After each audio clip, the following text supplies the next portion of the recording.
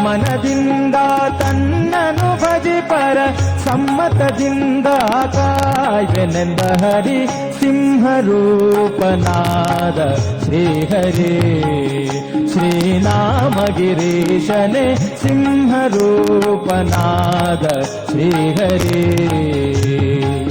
ಒಮ್ಮನದಿಂದ ತನ್ನನು ಭಜಿಪರ ಒಮ್ಮನದಿಂದ ತನ್ನನು ಭಜಿಪರ ಸಮ್ಮತದಿಂದ ಕಾಯ್ವೆನೆಂದ ಹರಿ ಸಿಂಹರೂಪನಾದ ಶ್ರೀಹರಿ ಶ್ರೀನಾಮಗಿರೀಶನೆ ಸಿಂಹರೂಪನಾದ ಶ್ರೀಹರಿ ಶ್ರೀಹರಿ.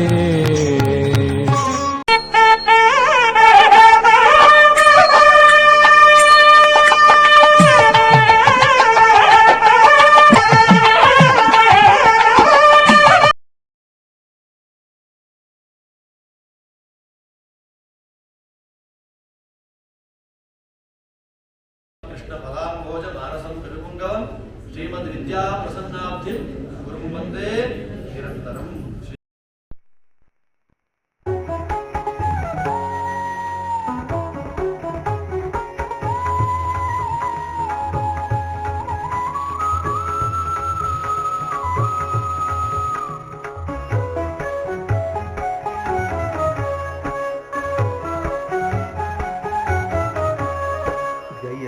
वैष्णव पयनिधि चंद्रगे जय जय व्यासयतीन्द्ररिगे जय जय वैष्णव पयनिधि चंद्रगे जय जय व्यासयतीन्द्ररिगे जय जय वर कर्नाटक पतिगे जय सिंहासनवेरिदगे जय जय वैष्णव पयनिधि चंद्रगे जय जय व्यासयतीन्द्ररिगे जय जय वैष्णव पयनिधि चंद्रगे जय जय व्यासयतीन्द्ररिगे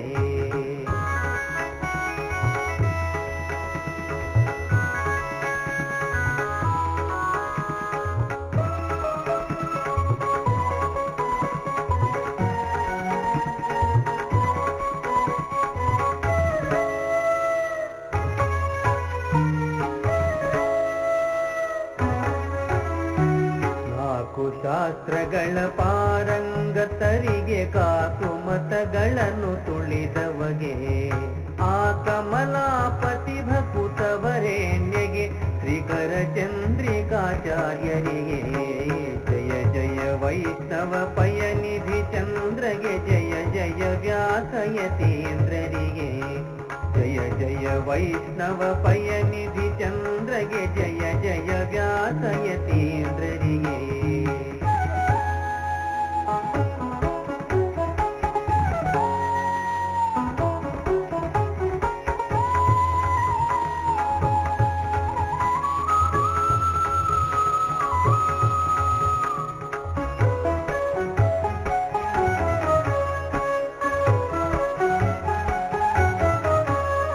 ಹನುಮನ ಭಾಷ್ಯವಣಿ ಮಾಡಿದಗೆ ಹನುಮಗೆ ಭವನಗಳ ಕಟ್ಟಿದಗೆ ಹನುಮನ ಯಂತ್ರದಿ ಬಿಗಿದಪ್ಪಿದಗೆ ಮುನಿತ್ರಯದಲ್ಲಿ ಸೇರಿದ ದೊರೆಗೆ ಜಯ ಜಯ ವೈಷ್ಣವ ಪಯನಿಧಿ ಚಂದ್ರಗೆ ಜಯ ಜಯ ವ್ಯಾಸಯತೀಂದ್ರರಿಗೆ ಜಯ ಜಯ ವೈಷ್ಣವ ಪಯನಿಧಿ ಚಂದ್ರಗೆ ಜಯ ಜಯ ವ್ಯಾಸಯತೀಂದ್ರರಿಗೆ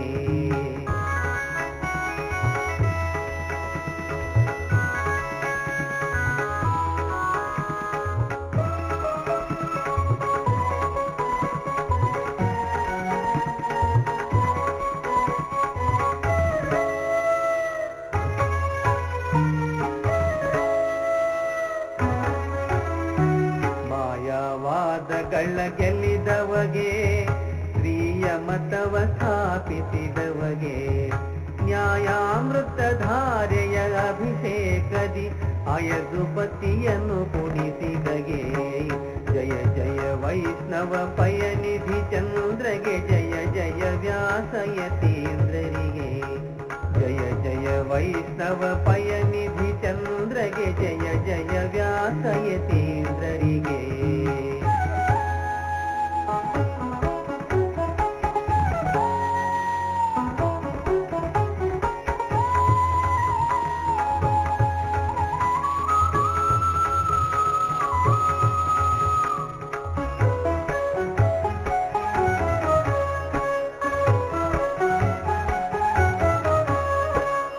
ಚಕ್ರಧರನ ಸುಳುಗಳ ತಿಳಿದವಗೆ ಮಿಕ್ಕ ಮತಗಳನ್ನು ಅಳಿದವಗೆ ವಕ್ರಯುಕುತಿಗಳ ತುಕ್ಕಡಗೈಯುವ ತರ್ಕತಾಂಡವದಿ ನಲಿದವಗೆ ಜಯ ಜಯ ವೈಷ್ಣವ ಪಯನಿಧಿ ಚಂದ್ರಗೆ ಜಯ ಜಯ ವ್ಯಾಸಯತೀಂದ್ರರಿಗೆ ಜಯ ಜಯ ವೈಷ್ಣವ ಪಯನಿಧಿ ಚಂದ್ರಗೆ ಜಯ ಜಯ ವ್ಯಾಸಯತೀಂದ್ರರಿಗೆ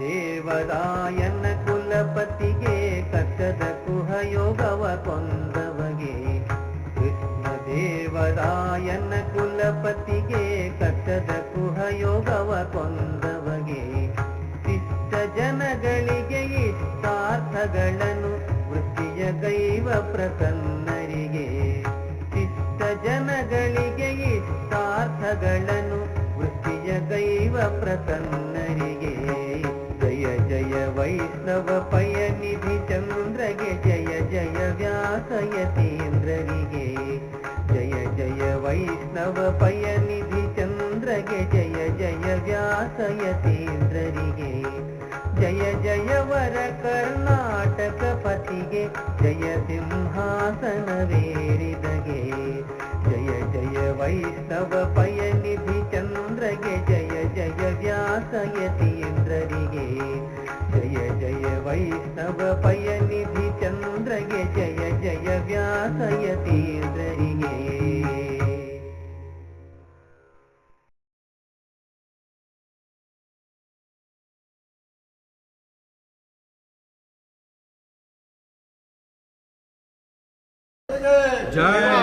ಶ್ರೀ ಶ್ರೀ ವಿದ್ಯಾಪ್ರಸನ್ನ ತೀರ್ಥರಿಗೆ ಶ್ರೀ ಶ್ರೀ ವಿದ್ಯಾಪ್ರಸನ್ನ ತೀರ್ಥರಿಗೆ ಶ್ರೀ ಶ್ರೀ ವಿದ್ಯಾಪ್ರಸನ್ನ ತೀರ್ಥರಿಗೆ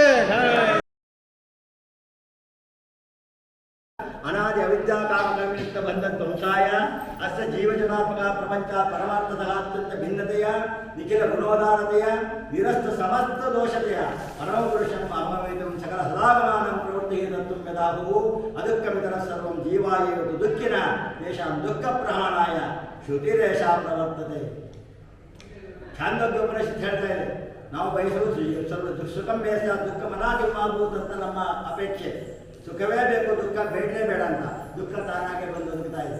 ಅಂದರೆ ನಮಗೆ ಸ್ವಾತಂತ್ರ್ಯ ಇಲ್ಲ. ಸತ್ತಾತ್ರೈವಿ ಜನಜೀವ ಸ್ವೇಚ್ಛಾ ಪ್ರವೃತ್ತಿ ಸ್ವಾತಂತ್ರ್ಯಮೇ ವಿರೋಧದು ಅಂತ ಸ್ವತಂತ್ರತ್ವ ನಮಗಿಲ್ಲ. ಸ್ವತಂತ್ರ ಎರಡು ಉಪಯೋಗಿಸಿರೋದು ಪರಮಾತ್ಮ ಮತ್ತು ಜೀವನ ವಿಚಾರದಲ್ಲಿ. ಜೀವ ಸ್ವಾತಂತ್ರ್ಯ ಅಂತ ಪ್ರತಿಕ್ಷಣ ಸಿದ್ಧವಾಗ್ತಾ ಇದೆ.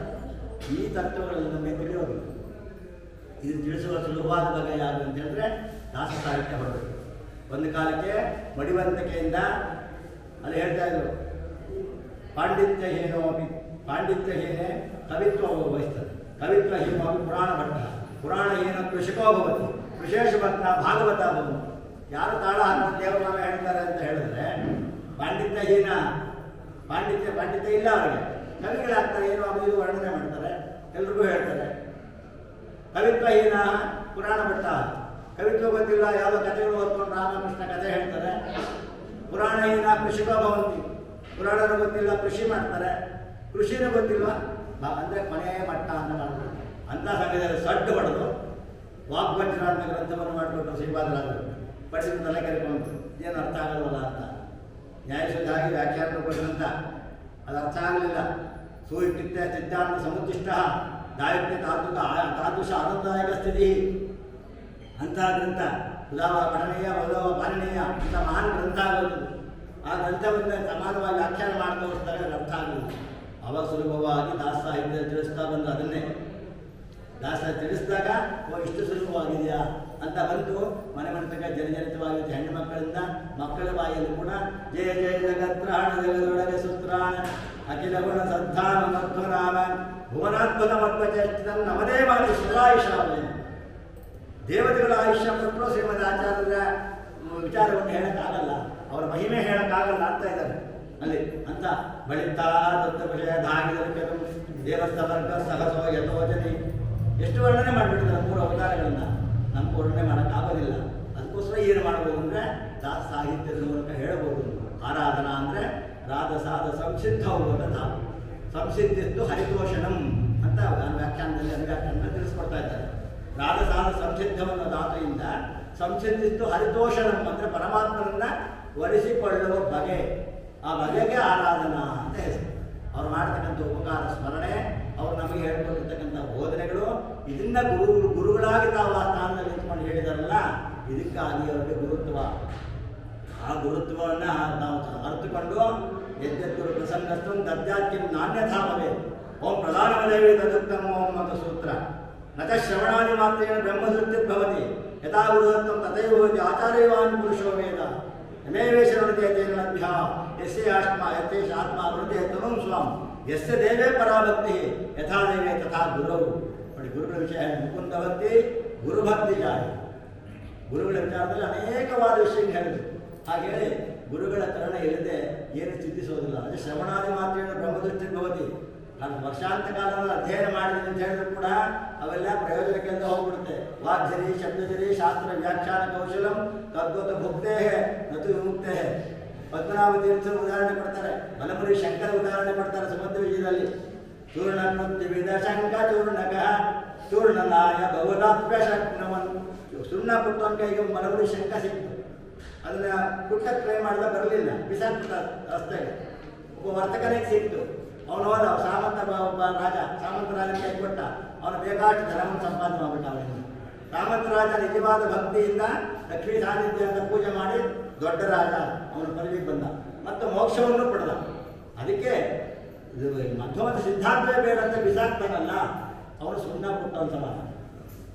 ಶುದ್ಧ ವೈಷ್ಣವ ಕುಲದಲ್ಲುದ್ಭವಿಸಿದೆನೋ ನಾನು ಮಧ್ವಮತ ಸಿದ್ಧಾಂತ ಪದ್ಧತಿಗಳ ಬುದ್ಧಿಪೂರ್ವಕ ತಿಳಿಯದುದ್ದಂಡ ಕಾಯವನು ವೃದ್ಧಿ ಮಾಡಿದೆನೇ ಉದ್ಧರಿಸುವರಿಗೆ ಇಷ್ಟು ಪಾಪಗಳನ್ನು ಮಾಡಿದ್ದೆ ಸಾಕು ಅಂತ ಜನ್ಮ ಬಂದಿದೆ. ತತ್ರಾವಿಜನ್ಯ ಕೋಡಿಶ ಮಾನಸತ್ವಂ ತತ್ರಾವಿಜನ್ಯ ಕೋಡಿಶ ಬ್ರಾಹ್ಮಣತ್ವಂ ತತ್ರಾವಿಜನ್ಯ ಕೋಡಿಶ ವೈಷ್ಣವತ್ವಂ ತತ್ರಾವಿಜನ್ಯ ಕೋಡಿಶ ಮತ್ಪರತ್ವಂ. ಹೀಗೆ ಬರುವುದೇ ಕಷ್ಟ. ನರಜನ್ಮ ಬರುವುದೇ ಕಷ್ಟ, ಅದರೊಳಗು ವಿಪ್ರತ್ವವು ಅತಿಶ್ರೇಷ್ಠ. ಮರಳಿ ಬಾಬುನವು ಕೃಷ್ಟ ನಮ್ಮ ಮರ್ತನ ಮತ ಹೊಂದುವುದೇ ದುರ್ಘಟ. ಕೇಳಲವೋ ಮರ್ಕಟ ಎಚ್ಚೆತ್ತು ಇರು ಕಂಡ್ಯ ಮನವೇನು ಇದ. ಹಾಗಾಗಿ ದಾಸಾಹಿತ್ಯದ ಮೂಲಕ ನಮಗೆ ಪ್ರಬೋಧನೆ ಮಾಡಬೇಕು ಅಂತೇಳಿ ವಿದ್ಯಾ ಪ್ರಸನ್ನತೀರ್ಥ ಶ್ರೀಪಾದಂಗಳವರು ಅವರ ವಿಚಾರವನ್ನು ಪೂರ್ಣ ಚಿಂತನೆ ಮಾಡೋಕ್ಕಾಗೋದಿಲ್ಲ ಕಾಲ ನಿಬಂಧನದಿಂದ. ಹಾಗಾಗಿ ಒಂದೇ ಅವರ ದೇವರ ನಾವು ಮಾತ್ರ ಚಿಂತನೆ ಮಾಡಿ ಬಿಟ್ಬಿಡ್ತೇನೆ. ಅದಕ್ಕೋಸ್ಕರ ಪ್ರಯತ್ನ ಪಡ್ತೇನೆ ಅಂತಲೇ ಹೇಳ್ತೀನಿ. ಹಾಗಾಗಿ ಅವರು ವಿಷಯವನ್ನು ಹೇಳಬೇಕಾದ್ರೆ ಸೂಕ್ಷ್ಮವಾಗಿ ಲೌಕಿಕದಲ್ಲಿ ಅವರು ಬಂದಿರತಕ್ಕಂಥ ಕೆಲವು ಮಧ್ಯಾವತಾರಸ್ತು ಇಲ್ಲ ಮಧ್ಯ ಶಿಕ್ಷಣ. ಯಾವ ಪರಮಾತ್ಮನ ತಾನೇ ಬರಲಿ ಅಥವಾ ದೇವತೆಗಳನ್ನು ಕಳಿಸಿ ಋಷಿಮುನಿಗಳನ್ನು ಕಳಿಸಿ ಅವ್ರು ಮಾಡ್ತಕ್ಕಂಥ ವಿಚಿತ್ರವಾದ ವ್ಯಾಪಾರ ನಮಗೆ ಅರ್ಥವಾಗೋದಿಲ್ಲ. ಆದರೆ ಅವರು ಸಾಮಾನ್ಯ ಮನುಷ್ಯರಂತೆ ಮಾಡಿ ತೋರಿಸ್ತಾ ಇರ್ತಾರೆ. ಅದು ಅರ್ಥವಾಗೋದು ಅಲ್ಲಿ ಬಂದಾಗ ಅಂಥ ಯಾರು ಅದಕ್ಕೆ ಯೋಗ್ಯರಾಗಿರ್ತಾರೆ ಅವ್ರಿಗೆ ಮಾತ್ರ ಅರ್ಥ ಆಗುತ್ತೆ. ಹೊತ್ತು ಕಲ್ಲೂರು ಸುಬ್ಬಣ್ಣಾಚಾರ್ಯ ಅಂತ ಮಹಾತ್ಮರಿಗೆ ಅರ್ಥ ಆಗುತ್ತೆ. ವಿಜಯದಾಸರ ವಿಷಯ ಕೂಸಿಬೇಕ ದಾಸ ಅಂದರೆ ಅಂತ ನಮ್ಮಂಥವ್ರಿಗೆ ಏನು ಅರ್ಥ ಆಗುತ್ತೆ, ಯಥಶಾಸ್ತ್ರ ಪಂಡಿತರಿಗೆ ಗೊತ್ತಾಗೋದಿಲ್ಲ. ಅದನ್ನು ಹೇಳ್ತಾ ಇದ್ದಾರೆ. ಹಾಗೆ ಅವರ ವಿಷಯವನ್ನ ನಾಮಗಿರಿ ನರಸಿಂಹನ ವರಪ್ರಸಾದದಿಂದ ಹುಟ್ಟಿದಂಥ ಮಹಾನುಭಾವರು ಎಲ್ಲ ದೊಡ್ಡ ಜ್ಞಾನಿಗಳು ಕೂಡ ಭಗವಂತನ ಪ್ರಸಾದದಿಂದ ಹುಟ್ಟಿದ್ದಾರೆ. ವಾಯುದೇವರು ಹೇಗೆ ಪರಮಾತ್ಮನ ಆಜ್ಞೆಯಿಂದ ಬಂದರೂ ಹಾಗೆ ಪರಮಾತ್ಮನ ಪ್ರಸಾದದಿಂದ ಅಲ್ಲಿ ಬರಬೇಕಾದ್ರೆ ಅಂತ ಯೋನಿ ಆರಿಸ್ಕೊತಾರೆ. ಶುಕಾಚಾರ್ಯನ ಪ್ರಶ್ನೆ ಪರೀಕ್ಷಿತ ರಾಜ ಕೇಳ್ತಾನೆ. ಪ್ರಥಮ ಸ್ಕಂದಲ್ಲೇ ಬರುತ್ತೆ. ಯಾವ ಯೋನಿಯಲ್ಲಿ ಯಾರು ಬರ್ತಾರೆ ಅಂತ ಹೇಗೆ ಹೇಳಬೇಕು, ಯಾರು ಅಪೇಕ್ಷೆ ಪಡ್ತಾರೆ ಅಂತ. ಪಿತೃಗಣಗಳ ಅಪೇಕ್ಷೆ ಪಡ್ತಾರೆ ಅಂತ ಹೇಳ್ತಾರೆ. ಇಂಥವ್ರು ನಮ್ಮ ವಂಶದಲ್ಲಿ ಬರಲಿ ಅಂತ ಪಿತೃಪ್ರಸಾದ ವಂಶಾಭಿವೃದ್ಧಿ ಅಂತ ಆಚರಣೆ ರೂಪಿಸ್ತಾನೆ. ಅವ್ರು ಪ್ರಾರ್ಥನೆ ಮಾಡ್ತಾರೆ ಅಂತ ಇದೆ. ಅವ್ರು ಬಂದಿದ್ದವ್ರು ಹೇಗೆ ಅವ್ರು ಹೇಗೆ ಹೇಳ್ತಾರೆ ಅಂದರೆ ನಿನ್ನ ಚಿತ್ತಕ್ಕೆ ಬಂದದ್ದು ಎನ್ನ ಚಿತ್ತಕ್ಕೆ ಬರಲಿ ಅಂತಾರೆ. ಪರಮಾತ್ಮ ನಿನ್ನ ಚಿತ್ತ ಇದೆಯಾ, ನನ್ನ ಚಿತ್ತಕ್ಕೆ ಬರಲಿ, ಇಲ್ಲ ನನ್ನ ಆಸನೆ ಮಾಡಬೇಡ ಅಂತ. ಪ್ರಹ್ಲಾದ ರಾಜ ಪ್ರಲೋಭನೆ ಮಾಡಬೇಡ ನರಸಿಂಹಸ್ವಾಮಿ, ನಾನು ಕೇಳು ವರ ಕೇಳಬೇಕು ಅಂತೀಯಾ, ಯಾರು ಏನು ವರ ಕೇಳದೇ ಇರತಕ್ಕಂಥ ವರ ಕೊಟ್ಬಿಡು ನನಗೆ ಅಂತ. ನೋಡಿ ಹಾಗೆ ಕೇಳಿದಂಥ ಮಹಾನುಭಾವರು ಹಾಗೆ ಕೇಳ್ತಾರೆ. ಕೇಳಿದಂಥ ಇಂಥ ಮಹಾನುಭಾವರು ಹುಟ್ಟುತ್ತಾರೆ, ಭೂಮಿಯಲ್ಲಿ ಅವತಾರ ಮಾಡಿ ನಮ್ಮನ್ನು ಕಾಪಾಡೋಕ್ಕೋಸ್ಕರ ಹುಟ್ಟುತ್ತಾರೆ ಅಂತ ಸಮಯಕ್ಕೆ ಹೇಳ್ತಾ, ನಾವಿಲ್ಲಿ ನರಸಿಂಹನ ವರಪ್ರಸಾದದಿಂದ ಹುಟ್ಟಿದಂಥವರು ಅಹೋಬಲಾಚಾರ್ಯರಂಥ ತಂದೆಯವರು ಮತ್ತು ಸತ್ಯಭಾಮಾದೇವಿಯರು ಅಂತೇಳಿ ಅವರ ಧರ್ಮಪತ್ನಿಯವರು 1899ರಲ್ಲಿ ಜನಿಸ್ತಾರೆ. ಯಾವ ಶುಕ್ರವಾರ ಕೃತಿಕಾ ನಕ್ಷತ್ರದಲ್ಲಿ ಜನಿಸಿದ ಚರಿತ್ರೆ ದಾಖಲೆ ಮಾಡ್ತಾ ಇದೆ. ಪೂರ್ವಾಶ್ರ ದೇಶರು ವೆಂಕಟ ನರಸಿಂಹ ಅಂತ ಹೇಳ್ತಾರೆ. ನರಸಿಂಹದೇವರು ಹೌದು, ವೆಂಕಟೇಶ ದೇವರು ಹೌದು. ನರಸಿಂಹ ಬೇರೆ ಅಲ್ಲ. ವರಾಹವಾಮನ ಚೈವ ನಾರಾಯಣ ದೋಕ್ಷಯ ವೆಂಕಟೇಶೋ ವಾಗದೇವ ಪ್ರದ್ಯುಮ್ನಾಮಿತ ವಿಕ್ರಮ. ರೂಪರೂಪಕ್ಕೆ ಬೇರೆಯನ್ನು ಕಲ್ಪನೆ ಮಾಡೋದು ನರಕಕ್ಕೆ ಹೋಗ್ತಾನೆ. ಜೀವ ಬೇರೋದು ಪೂರ್ಣ ಗುಣದಾತದ ಸಾಮಾಜಿಕೇತರ ದೇಶಾಂ ಭೇದ ತದ್ಗತೇವ ಪ್ರಾದುರ್ಭಾವ ವಿಪರ್ಯಾಸ ತದ್ಭಕ್ತ ದೇಶ ತತ್ ಪ್ರಮಾಣದಿಂದ ದೇಶ ಏತೆ ಕೇವಲ 9 ದೇಶದಲ್ಲಿ ಇದನ್ನು ಸೇರಿಸಿದ್ದಾರೆ. ನರಸಿಂಹದೇವರು ಬೇರೆ ಅಲ್ಲ, ವೆಂಕಟೇಶ ದೇವರು ಬೇರೆ. ಅದಕ್ಕೆ ವೆಂಕಟ ನರಸಿಂಹ ಅನ್ನೋ ಅನ್ವರ್ಥವಾದ ಬಿರುದನ್ನು ಬಿಟ್ಟಿದ್ದಾರೆ. ಯಾಕೆಂದ್ರೆ ಇದರ ಹೆಸರಲ್ಲೇ ಪಾಪ ತೆಗೆಯೋ ಶಕ್ತಿ ಇದೆ. ವೆಂಕಟ ಇದ್ದೀತಿ ವೆಂಕಟ. ನರಸಿಂಹ ಅಂದರೆ ನರವಸಿಂಹಮಪ್ಚಾಸ್ತಿ ಅಪರ್ಯಸ್ತ ಮಹಾತ್ಮನಃ ಮಹಾಸನಂ ಮಹಾದಂತ್ರಂ ತಮ್ಮ ನೃಸಿಂಹಂ ಉಪಾಸನೆ. ನರವಸಿಂಹಮತ್ಯಾಸ್ತಿ ಒಂದು ವರ ಕೇಳಿದ್ದ, ನಿನ್ನಿಂದ ಸೃಷ್ಟವಾದ ಮೃಗಗಳು ಬೇಡ, ನಿನ್ನಿಂದ ಸೃಷ್ಟವಾದ ಮನುಷ್ಯರು ಬೇಡ, ದೇವರಿಗೆ ಯಾರೂ ಬೇಡ ಅಂತ. ಬರೆಯ ಕಾತ್ಯಾಯನಾದ ದೇವರಿಗೂ ಬೇಡ ಅಂತ ಹೇಳ್ಬಿಟ್ಟಿದ್ದ. ಅದಕ್ಕಾನುಗುಣವ ಪರಮಾತ್ಮ ನೀನೇನು ಕೇಳ್ಕೊಳ್ಳಿ, ನಿನ್ನ ಬುದ್ಧಿಶಕ್ತಿ ಎಷ್ಟಿದೆ ನಾನು ಕೊಟ್ಟಿರೋದು ಅಂತ ಹೇಳಿ ನ ಕೇವಲನ್ನೇ ಭಗವತಸ್ಥರಾಜನಂತ ನಿನ್ನ ಕೊಟ್ಟು ಶಕ್ತಿ ಕೊಟ್ಟರು ನಾನೇ, ನಿನ್ನ ಶಕ್ತಿಯಿಂದ ಕೇಳಿದೆಯಾ, ಅದಕ್ಕೆ ವಿಪರೀತವಾಗಿ ಬರ್ತೀನಿ ನಾನು ಅಂತ ಹೇಳಿ ಜಲದಿಂದ ಚೇತನ ಹುಟ್ಟಲ್ಲ, ಕಂಬದಿಂದಲೇ ಬಂದ ಪರಮಾತ್ಮ ತೋರಿಸ್ಕೊಟ್ಟ. ಹಾಗೆ ಬಂದಾಗ ವಿಚಾರ ಮಾಡಿ. ಅದಕ್ಕೆ ನರವಸಿಂಹ ಜಾಸ್ತಿ ಉಪರಿಯಸ್ತು ಮಹಾತ್ಮನ ನರಸಿಂಹ ಅನ್ನೋ ಹೆಸರನ್ನು ಅವರು ಉಪಯೋಗಿಸಿದ್ದಾರೆ. ನರ ಅಂದರೆ ಜೀವರುಗಳನ್ನ, ಸಿಂಹ ಅಂದರೆ ಈಶತ್ವ ಅಂತ, ಅದರ ಮೇಲೆ ಪ್ರಭುತ್ವ ಒಡೆತನ ಸ್ಥಾಪಿಸ್ತಕ್ಕಂಥದ್ದು. ಸಿಂಹನನೇ ಸಿಂಹಂಧನೆ ಅಂತ ಧಾತು. ಸಿಂಹನನೆ ಅಂದರೆ ಸಂಹಾರ ಮಾಡ್ತಕ್ಕಂಥ ಶಕ್ತಿ. ಬ್ರಹ್ಮೇಶ ಶಕ್ರೋತ್ತರ ನಿಜ ಇಲ್ವಾ? ಬ್ರಹ್ಮ ಈಶ ಶಕ್ರ ಎಲ್ಲ ಭಗವಂತ ಬಾಯಲ್ಲಿ ಹೋಗ್ಬಿಡ್ತಾರೆ ಕೊನೆಗೆ. ಅದು ಬಂದಿದ್ದ ನರಸಿಂಹದೇವ ವಿಚಾರದಲ್ಲಿ. ಸಿಂಹನನೆ ಸಿಂಹಂಧನೆ ಎಲ್ಲರನ್ನೂ ಬಂಧಿಸಿಟ್ಟಿದೆ. ಸಿಂಹನು ಯಾವುದು ಸಿಂಹ ಸ್ವಾಮಿಗಳಾಗಿ ಹೇಗಂತ ಸಿಂಹನನೆ ಸಿಂಹಂಧನೆ ಸಿಂಹ ಜಾಸ್ತಿ. ಆ ಸಿಂಹನ ಬಂದ್ರಿಂದ ಯಾರು ತಪ್ಪಿಸ್ಕೊಳ್ಳೋಕ್ಕೆ ಆಗಲ್ಲ. ಸಿಂಹ ಅಷ್ಟು ಪ್ರಬಲವಾಗ್ಬಿಟ್ಟಿದೆ. ಹಾಗೆ ನರಸಿಂಹ ಶಬ್ದವನ್ನು ಉಪಯೋಗಿಸಿ ಇಲ್ಲಿ ಸಿಂಹನನೆ ಸಿಂಹಂಧನೆ ಅಂತ ವೆಂಕಟ ನರಸಿಂಹ ಬಿಟ್ಟಿದ್ದಾರೆ. ಮತ್ತು ವಿದ್ಯಾವಾರಿ ತೀರ್ಥರು 1935ರಲ್ಲಿ ಆಶ್ರಮ ನೀಡಿ ವಿದ್ಯಾ ಪ್ರಸನ್ನ ತೀರ್ಥರು ಎಂಬುದಾಗಿ ಅವರಿಗೆ ಆಶ್ರಮ ನಾಮ ಕೊಟ್ಟಿದ್ದಾರೆ. ಲೌಕಿಕ ಆಧ್ಯಾತ್ಮಿಕ ವಿದ್ಯೆ ನಿಪುಣರಾದವರು ದಾಸಾಹಿತ್ಯ ಗಾಸಾಹಿತ್ಯ ಸವ್ಯಸಾಚಿ ನೋಡಿ. ದಾಸಾಹಿತ್ಯ ಗಾಸಾಹಿತ್ಯ ಎರಡೂ ಇರಬೇಕಾದ್ರೆ ಸವ್ಯಸಾಚಿ ಅಂತ ಹೆಸರು ಮರ್ಜನಿಗೆ. ಯಾಕೆಂದರೆ 2 ಕಾಲದಲ್ಲಿ ಬಿಲ್ಲು ಬೆಟ್ಕೊಂಡು 2 ಕೈಲಿ ಬಾಣ ಬಿಡೋಣಂತೆ, ಎಲ್ಲರೂ 1 ಕೈಲಿ ಮಾತ್ರ ಬಿಡ್ತಾರೆ. ಅದಕ್ಕೆ ಸವ್ಯಸಾಚಿ ಅಂತ ಹೆಸರು. ಹಾಗೆ ಎಡಗೈಲಿ ಬಲಗೈಲಿ ಎರಡೂ ನಿಪುಣತ್ವ ಇದೆ. ಹಾಗೆ ಮಾಡ್ತಕ್ಕಂಥ ಸವ್ಯಸಾಚಿತ್ವ ಇವರಿಗಿತ್ತು. ದಾಸಾಹಿತ್ಯ ವ್ಯಾಸಾಹಿತ್ಯ ಸಮನ್ವಯ ಮಾಡಿರ್ತಕ್ಕಂಥದ್ದು. ಸ್ವಸ್ತಿ ವ್ಯಾಸರಾಜಪುರಾಯವರು ಯಾವ ಅಧಿಷ್ಠಾನ ಮಾಡ್ಕೊಂಡಿದ್ದಾರೆ, ಅಲ್ಲಿ ತಮ್ಮ ಕಾರಸ್ಥಾನ ಮಾಡ್ಕೊಂಡಿದ್ದಾರೆ. ಸಕಲ ಮಹತ್ವ ವಂಶಕ್ಕೆ ದಾರಿದೀಪವಾದಂಥವ್ರು. ಯಾಕೆಂದರೆ ಅವ್ರ ವಿಚಾರವನ್ನು ಹೇಳಬೇಕು ಅಂತ ಹೇಳಿದ್ರು, ಮಾಡತಕ್ಕಂಥ ಲೌಕಿಕವಾದ ವ್ಯಾಪಾರಗಳೇ ಅತ್ಯದ್ಭುತವಾದವು. ನಾವು ಯಾರಾದರೂ ಅಕಸ್ಮಾತ್ ನಮ್ಮ ಹತ್ರ ಸಂಬಂಧಿಗಳ ಆಸ್ಪತ್ರೆ ಸೇರಿದ್ದಾರೆ, ಎಲ್ಲ ರಕ್ತ ಕಮ್ಮಿ ಅಂತ ಹೋಗ್ಬೇಕು ಅಂತ ಹೇಳಿದ್ರೆ ಊರಲ್ಲಿಲ್ಲ ಅಂತ ಹೇಳ್ತೀವಿ. ಊರಲ್ಲಿಲ್ಲ ಅಂತ ಹೇಳ್ಬಿಡ್ತೀವಿ. ನಾವು ಏನು ಮಾಡೋಕ್ಕೋಗಲ್ಲ. ಪ್ರಾಣತ್ಯಾಗ ಅಂತ ಸಿದ್ಧವಾಗಿ ಮಾಡ್ತಕ್ಕಂಥ ಸಂಸ್ಥೆಯೊಳಗೆ ಮಹಾಪುರ ಬಂದ್ಬಿಟ್ಟು ಅಂತ ಪೂರ ಬಂದಾಗ ಕೂಡ ತಮ್ಮ ಸ್ವಂತ ಜಮೀನುಗಳನ್ನು ಕೂಡ ಮಾರಿ, ಮಠಕ್ಕೆ ಸೇರಿದ ಪದಾರ್ಥಗಳನ್ನು ಕೂಡ ಮಾರಿ ಜನಗಳನ್ನ ರೈತಾಪಿ ಜನಗಳನ್ನ ಸಂರಕ್ಷಣೆ ಮಾಡಿದ್ದಾರೆ. ನೋಡಿ, ಇವತ್ತು ಸೆಕ್ಯುಲರ್ ಗೌರ್ಮೆಂಟ್ ಅಂತ ಪಡ್ಕೋತಾರೆ, ಇವರೇನು ಮಾಡಲ್ಲ. ಅಂಥ ಜನರನ್ನು ಕೂಡ ಕಾಪಾಡ್ಬಿಟ್ಟಿದ್ದಾರೆ. ಹಾಗೆ ಮಾಡತಕ್ಕಂಥ ಜಾತ್ಯಾತೀತವಾದ ರಾಷ್ಟ್ರ ಅದು. ಜಾತಿ ಉಳಿಸ್ಕೊಂಡು ಜಾತ್ಯಾತೀತ ಮಾಡಿರ್ತಕ್ಕಂಥ ಮಹಾನುಭಾವರು ವಿದ್ಯಾಪ್ರಸನ್ನ ತೀರ್ಥರು ಬಂದು, ಜೊತೆಗೆ ನ್ಯಾಯವಾದಿಗಳು ನ್ಯಾಯಶಾಸ್ತ್ರದಲ್ಲಿ ಬರ್ತಕ್ಕಂಥ ನ್ಯಾಯವೂ ಹೌದು, ಲೌಕಿಕ ನ್ಯಾಯವೂ ಹೌದು. ಎರಡನ್ನೂ ಮಾಡ್ತಕ್ಕಂಥ ಶಕ್ತಿ ಇರ್ತಕ್ಕಂಥವರು ಇವರು. ಒಂದು ದೇವರು ನಾನು ಮಾತನಾಡೋ ಪ್ರಯತ್ನ ಪಟ್ಟು ಹೇಳಕ್ಕೆ ಹೋಗ್ತೀನಿ, ಅರ್ಥ ಚಿಂತನೆ ಮಾಡಬೇಕು. ಕೃಷಿ ಅಂದರೆ ಹೇಗಿರುತ್ತೆ, ಕೃಷಿ ಮಾಡ್ತಕ್ಕಂಥದ್ದು ಹೇಗೆ, ಕೃಷಿ ಅನ್ನೋ ಪದಗಳು ಹೇಗೆ ಬಂದಿದೆ ಅನ್ನೋ ಮಾತುಗಳನ್ನ ಇವರು ಸುಲಭವಾಗಿ ತಿಳಿಸ್ಕೊಡ್ತಾರೆ.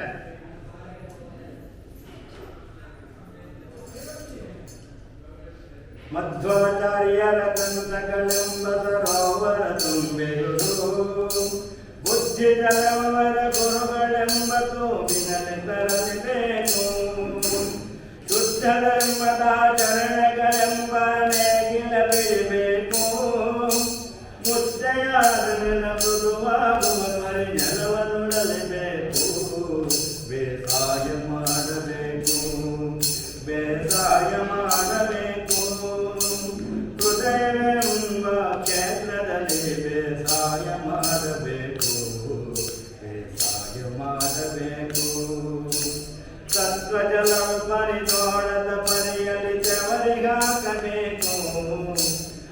ದುಷ್ಟನು ದುರ್ಜನ ನರಿಗಳ ತಡೆಯಲು ಬೇಲಿ ಹಾಕಬೇಕು. ಉತ್ತಮ ರೀತಿಯ ಭಕ್ತಿ ಪೈರುಗಳ ನಾಟಿ ಮಾಡಬೇಕು. ಮತ್ತ ಪೈರುಗಳು ಒಣಗದಂತೆ ಜಲವನ್ನು ಹಾಯಿಸುತ್ತಿರಬೇಕು. ಬೇಸಾಯ ಮಾಡಬೇಕು. ಬೆಳೆಯುವ ವಿಷಯದ ಅನುಭವದಾಸೆಯ ಕಲೆಯ ಕೀಳಬೇಕು. ಒಳವೆಯ ರೋಗಕ್ಕೆ ಸಜ್ಜನ ಸಂಗದ ಔಷಧಿ ಕೊಡಬೇಕು. ಕಲಿಪುರುಷನ ತಲೆಯನ್ನು ಗೊಬ್ಬರದೊಂದದೆ ತೊಳೆಯುತ್ತಲಿರಬೇಕು. ಉಳಿದೆಡೆಯಲಿವರ ಬಹುತ ಪ್ರಸನ್ನನು ಕೊಡುವ ಮುಕುತಿ ದವಸ. ಬೇಸಾಯ ಮಾಡಬೇಕು. ಬೇಸಾಯ ಮಾಡಬೇಕು. ನೋಡಿ, ರೈತಾಪಿ ಜನರು ಇವತ್ತಿನ ಜನರ ಕೇಳಿದ್ರೆ ಹೌದಪ್ಪ ಅಗ್ರಿಕಲ್ಚರ್ ವಿಚಾರನ ಹೇಳಿದ್ದಾರೆ. ಇನ್ನೇನು ಬೇರೆ ಹೇಳಿದ್ದಾರೆ ಅವರು ಹೆಂಗೆ ಮಾಡಬೇಕು ಅನ್ನೋದನ್ನ ವಿವರವಾಗಿ ಹೇಳಿದ್ದಾರೆ. ಯಾಕಂದ್ರೆ ಅವರು ಬೇಸಾಯ ಮಾಡುತ್ತವರು ಹುಟ್ಟು ಮಾಡಿದ್ದಾರೆ. ಅದಕ್ಕೆ ಹೇಳ್ತಾ ಇದ್ದಾರೆ, ಅಲ್ಲಿ ಗ್ರೀಕ್ ಭಾಷೆಯಲ್ಲಿ ಆಗ್ರೋ ಅಂದರೆ ಜಮೀನು ಅಥವಾ ಕ್ಷೇತ್ರ, ಅದನ್ನು ಕಲ್ಚರ್ ಮಾಡ್ತಕ್ಕಂಥ ರೀತಿ, ಅದನ್ನು ಹದ ಮಾಡಿ ಸಾಗುವಳಿ ಮಾಡ್ತಕ್ಕಂಥದ್ದು 7 ಹಂತಗಳಿದೆ ಅಂತ ಇದೆ. ಆ ಅಗ್ರಿಕಲ್ಚರ್ ಮಾಡಬೇಕಾದ್ರೆ 7 ಹಂತಗಳನ್ನ ಹೇಳ್ತಾ ಇದ್ದಾರೆ.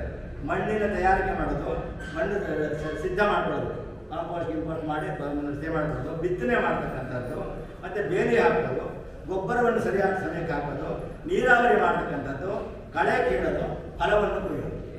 ನೋಡಿ 7 ಹಂತ. 7 ಹಂತವನ್ನು ಇಲ್ಲಿ ಮಧ್ವಶಾಸ್ತ್ರವನ್ನು ಹೇಳ್ತಾ ಹೇಳೋದು.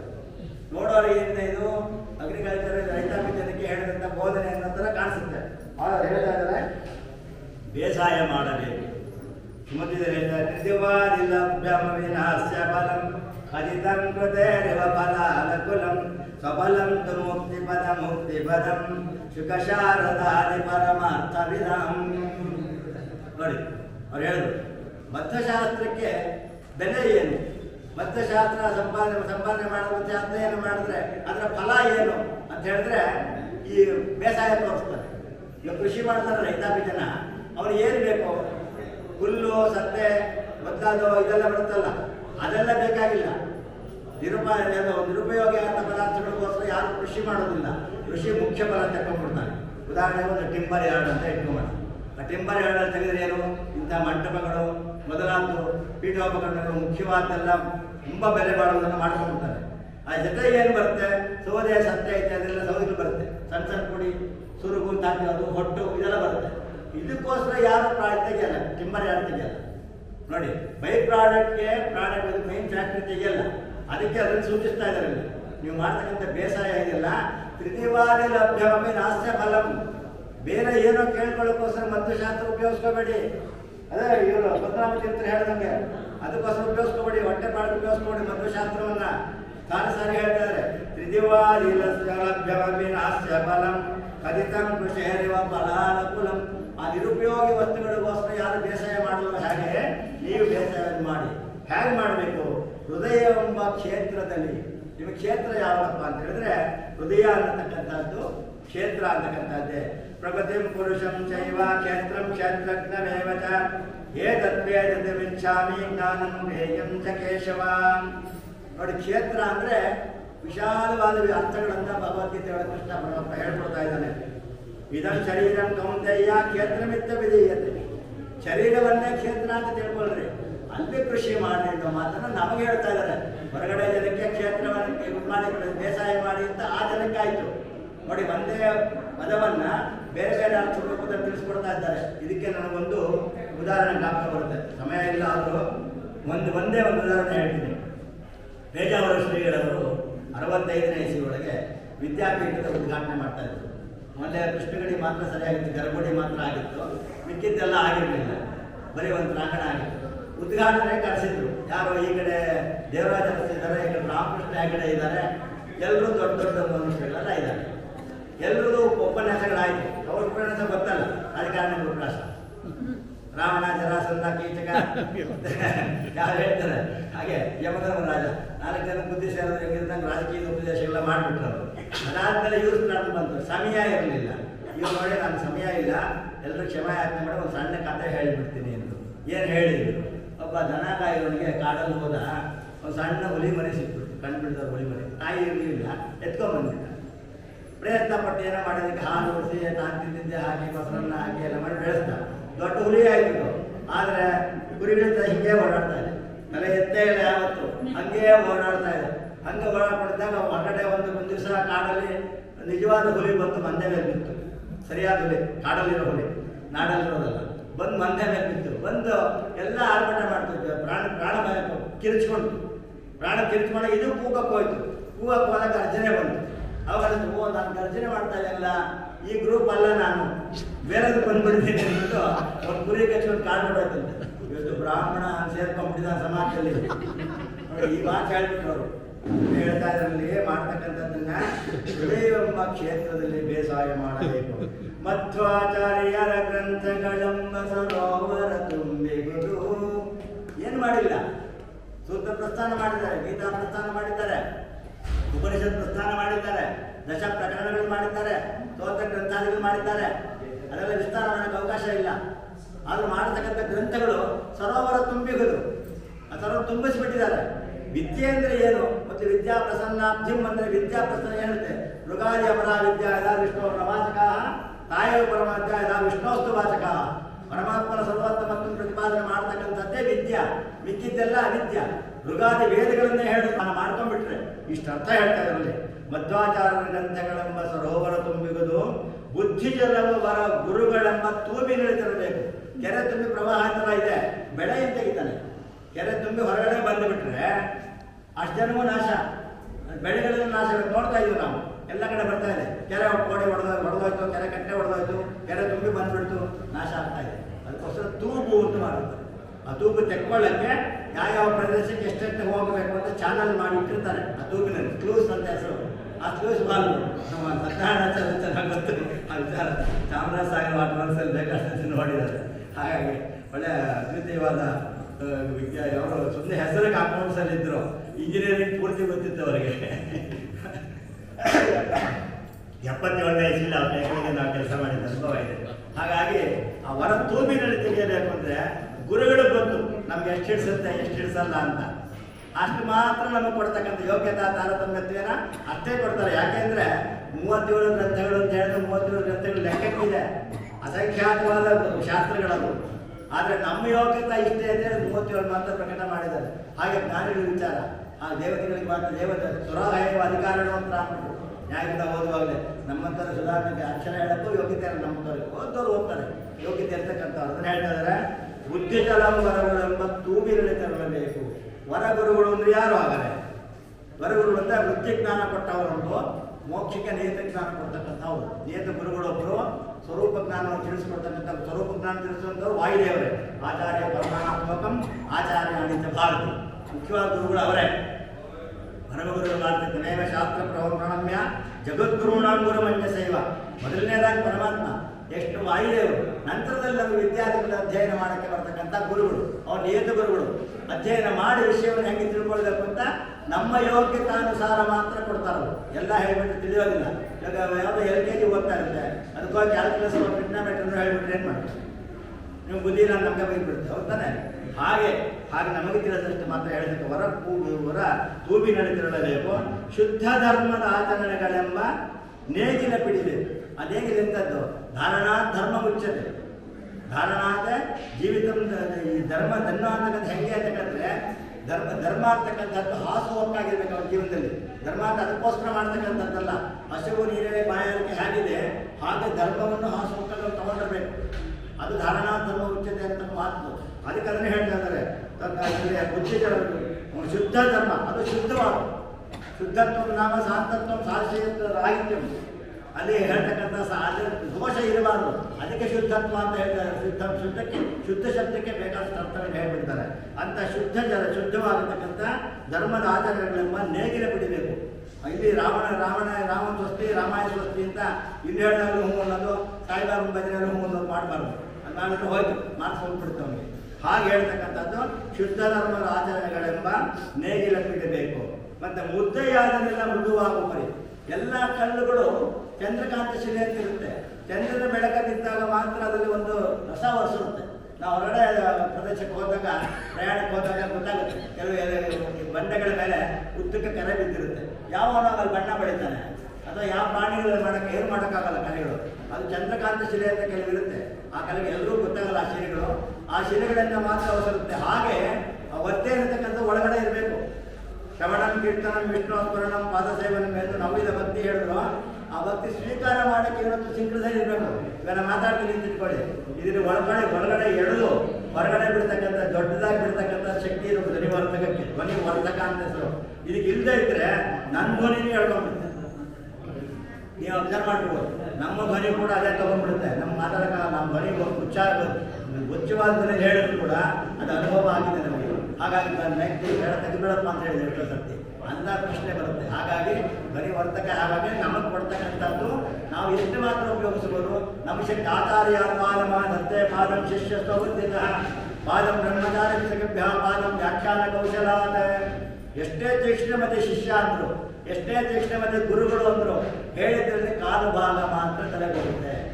ಇನ್ನು ಕಾಲು ಭಾಗ ಬ್ರಹ್ಮಚಾರ್ಯ ಸಖಿಯ ಜೊತೆಯಲ್ಲಿ ಚರ್ಚೆ ಮಾಡಬೇಕು, ತನ್ನ ಸ್ನೇಹಿತರ ಜೊತೆಯಲ್ಲಿ ಸಹಪಾಠಿಗಳ ಜೊತೆಯಲ್ಲಿ, ಅದು ಸರಿಯಾದ ಜೊತೆಯಲ್ಲಿ. ನಮಗಿಂತ ದೊಡ್ಡಾಗಿ ಚರ್ಚೆ ಮಾಡೋ ಪ್ರಶ್ನೆನೇ ಬರೋದಿಲ್ಲ.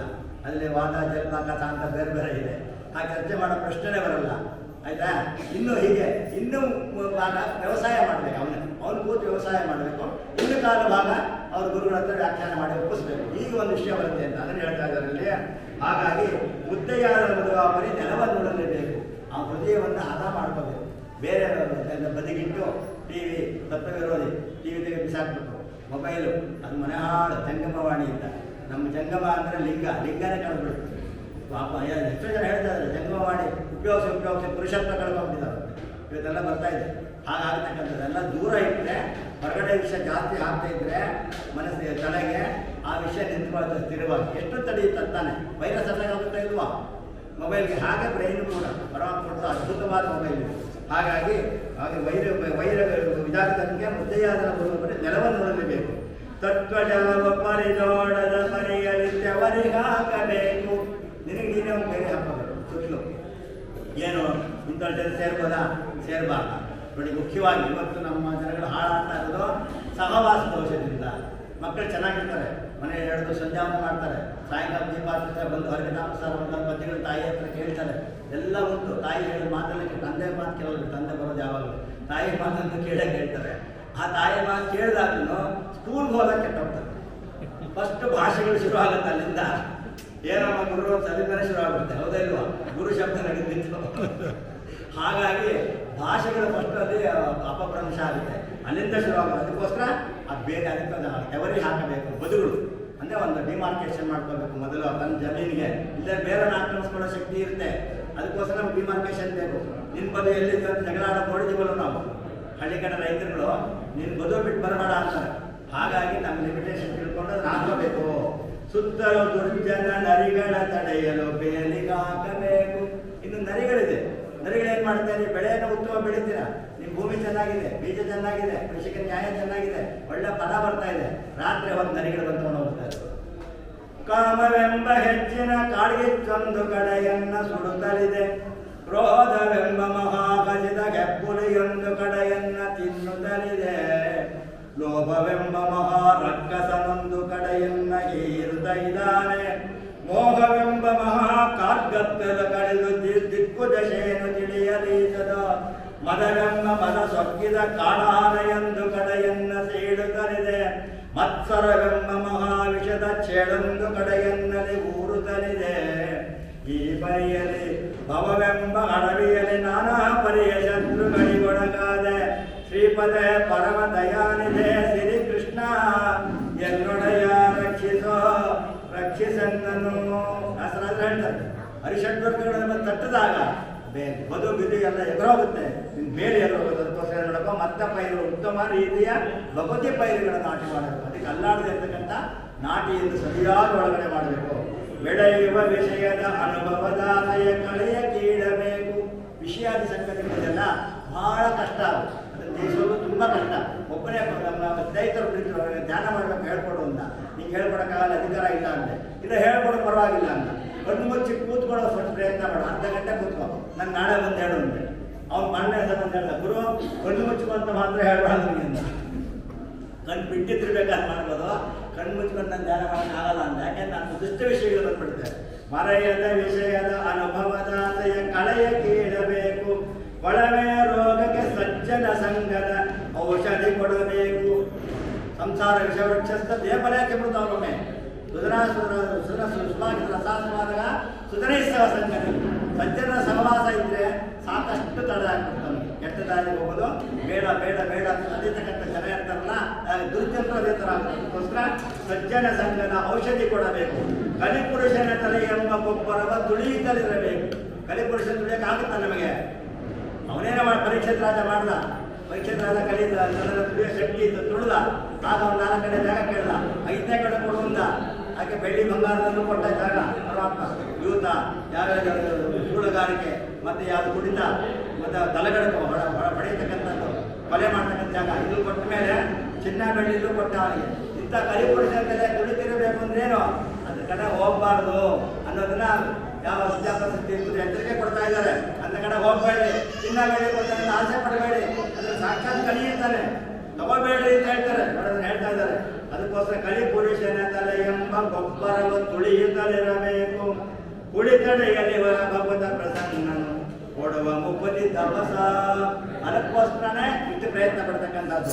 ಫಲಫಲಿ ಭಾವದಿಂದ ನಮಗೆ ಆ ಭಕ್ತಿಯ ಮೋಕ್ಷ ಫಲತ್ವಾಚ ಭಕ್ತಿ ಅನ್ನತಕ್ಕಂಥ ಸರಿಯಾದ ವಿದ್ಯೆ ಮಾಡಿ ಈ ಯಾವ ರೀತಿಯಲ್ಲಿ ಹೇಳ್ತಕ್ಕಂಥ ಕ್ಷೇತ್ರವನ್ನು ಶುದ್ಧಿ ಮಾಡಿಟ್ಟುಕೊಂಡ್ರೆ ಪರಮಾತ್ಮ ಒಂದಲ್ಲ ಒಂದು ಸಲಗಿನಲ್ಲಿ ಪೂರ್ವ ಉತ್ತರ ಅಭಯೋಗೋ ರಕ್ಲೇಶ ವಿನಾಶವು ಯಥಾ ಪುಷ್ಕರ ಫಲಾಶ ಆತ್ಮ ನಷ್ಟಿಷ್ಯತೆ ಯಥಾ ಐಶಿಕಾದೂರು ಆತ್ಮ ಪ್ರದೂಯತೆ ಅಧಿಕರಣ.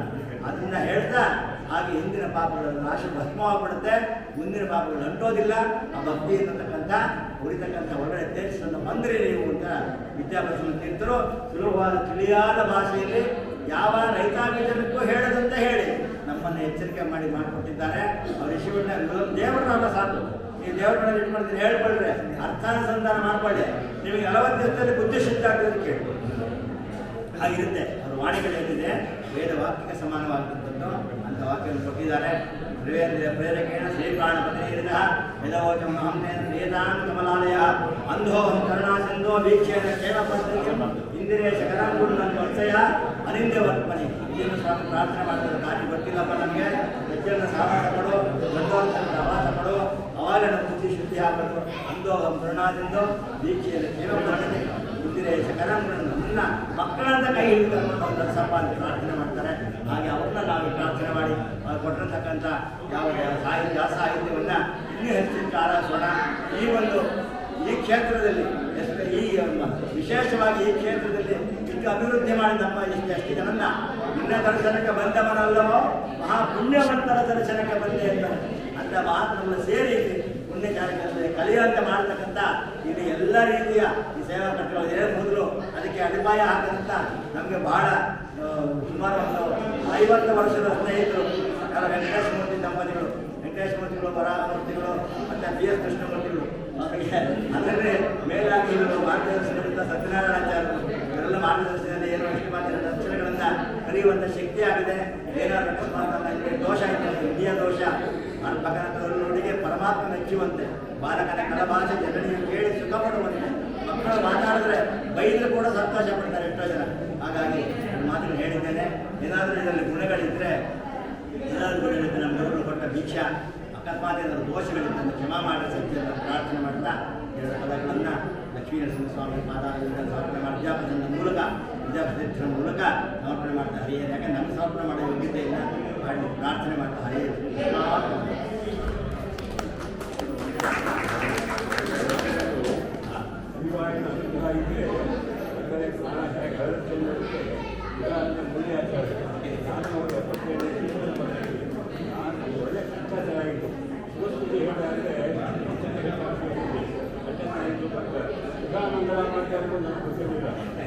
ಅಂತ ವಿದ್ಯೆ ಹೊರಗಡೆ ಅದನ್ನು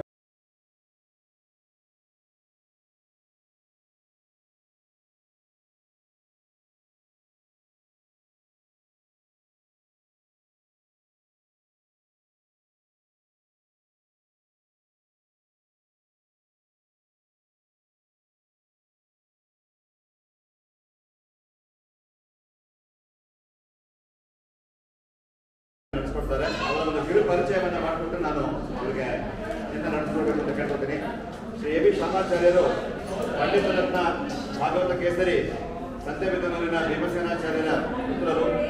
ಸಣ್ಣ ವಯಸ್ಸಿನಲ್ಲೇ ಲೌಕಿಕ ವಿದ್ಯೆಯ ಜೊತೆಗೆ ಶಾಸ್ತ್ರ ಅಧ್ಯಯನವನ್ನು ಮಾಡಿದರು. ಲೌಕಿಕವಾಗಿ ಬಿಟೆಕ್ ಇನ್ನು ಅನೇಕ ಪದವಿಗಳನ್ನು ಪಡೆದು MA ಮತ್ತು PhD ಮಾಡಿರ್ತಾರೆ.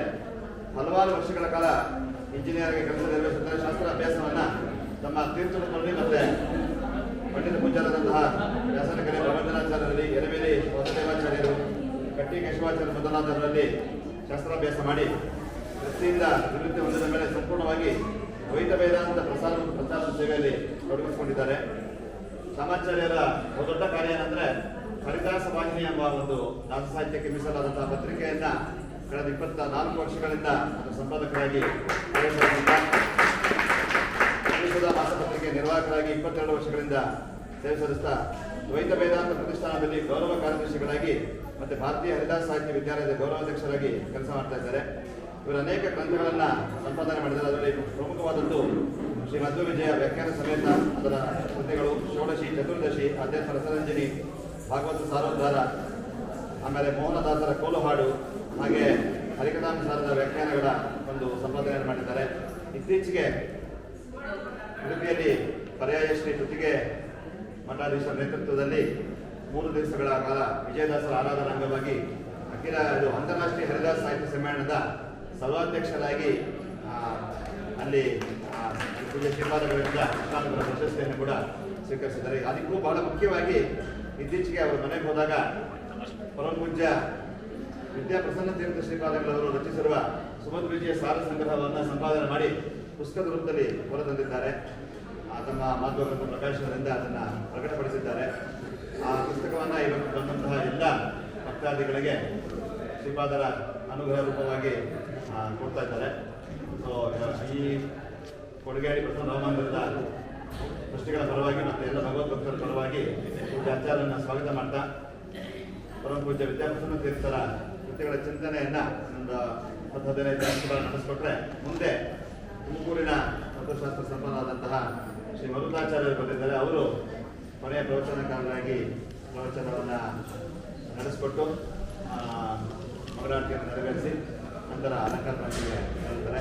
ಎಲ್ಲ ಭಗವದ್ಭಕ್ತರು ನಿಶ್ಶಬ್ದವಾಗಿ ಶ್ರವಣ ಮಾಡಬೇಕಂತ ಕೇಳ್ಬೋದು.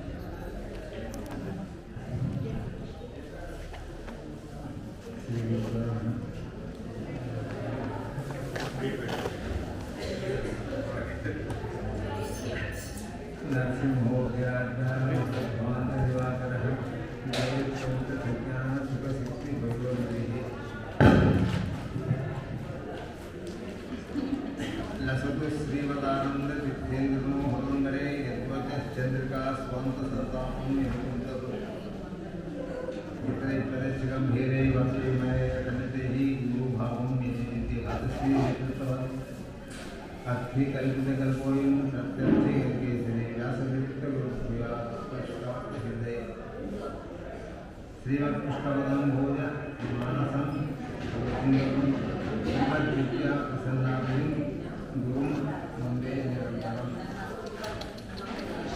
ಮಾತಾಡಬೇಡಿ ದಯವಿಟ್ಟು. ಇಂದಿನ ಕಥಾನಾಯಕರಾದಂತಹ ಪರಮ ಪೂಜ್ಯ ಶ್ರೀ ಶ್ರೀ ವಿದ್ಯಾಪ್ರಸನ್ನ ಶ್ರೀಪಾದಗಳವರ ಮನವಿ ಮಾಡಬೇಕಾಗಿರುವ ವಿದ್ಯಾ ಕರ್ತವ್ಯ ಆಗಿದೆ. ಯಾಕೆ ಗುರುಗಳು ಅಂದರೆ ಏನು ಅಂತ ನಮ್ಮ ಪೂಜ್ಯ ಆಚಾರ್ಯರು ವಿವರಣೆ ಕೊಟ್ಟಿದ್ದಾರೆ. ಯಾಕಂದರೆ ಆಚಾರ್ಯರು ಕೂಡ ಗುರು ಪ್ರಸಾದ ಬಲವಾನ್ ಅಂತ ಹೇಳಿದ್ರು. ಯಾಕಂದರೆ ಗುರು ಪ್ರಸಾದ ಇಲ್ಲದೆ ನಮ್ಮ ಜೀವನದಲ್ಲಿ ಏನು ಸಾಧನೆ ಮಾಡಲು ಸಾಧ್ಯ ಇಲ್ಲ.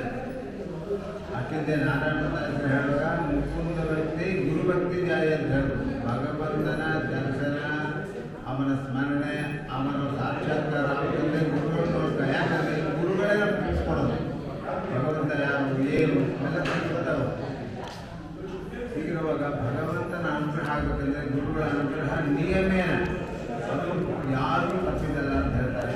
ಅದು ಇನ್ನೊಂದು ಅದಕ್ಕೆ ಪುರಂದಾಸ್ ಹೇಳಿದೆ, ಗುರುವಿನ ಗುಲಾಮನ ಆಗುವುದರ ದೊರೆಯದನ್ನು ಮುಖ್ಯ ಕಾರಣದ ಗುರುಗಳ ಅನುಗ್ರಹ ಬೇಕು ನಮಗೆ. ಆದರೆ ಗುರುಗಳು ಅಂದರೆ ಏನು ಅಂತಾರೋ ಹೇಳಿದಾಗೆ ನಮ್ಮ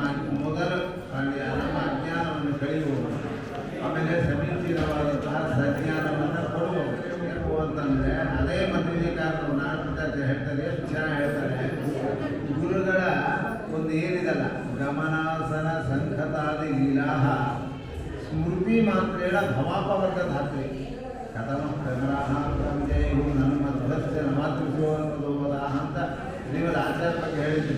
ಇದು ಯಥಾ ಯೋಗ್ಯವಾಗಿ ಯಥಾ ತಾತ್ವಿಕವಾಗಿ ಎಲ್ಲ ಗುರುಗಳು ಅನ್ವಯಿಸುತ್ತೆ.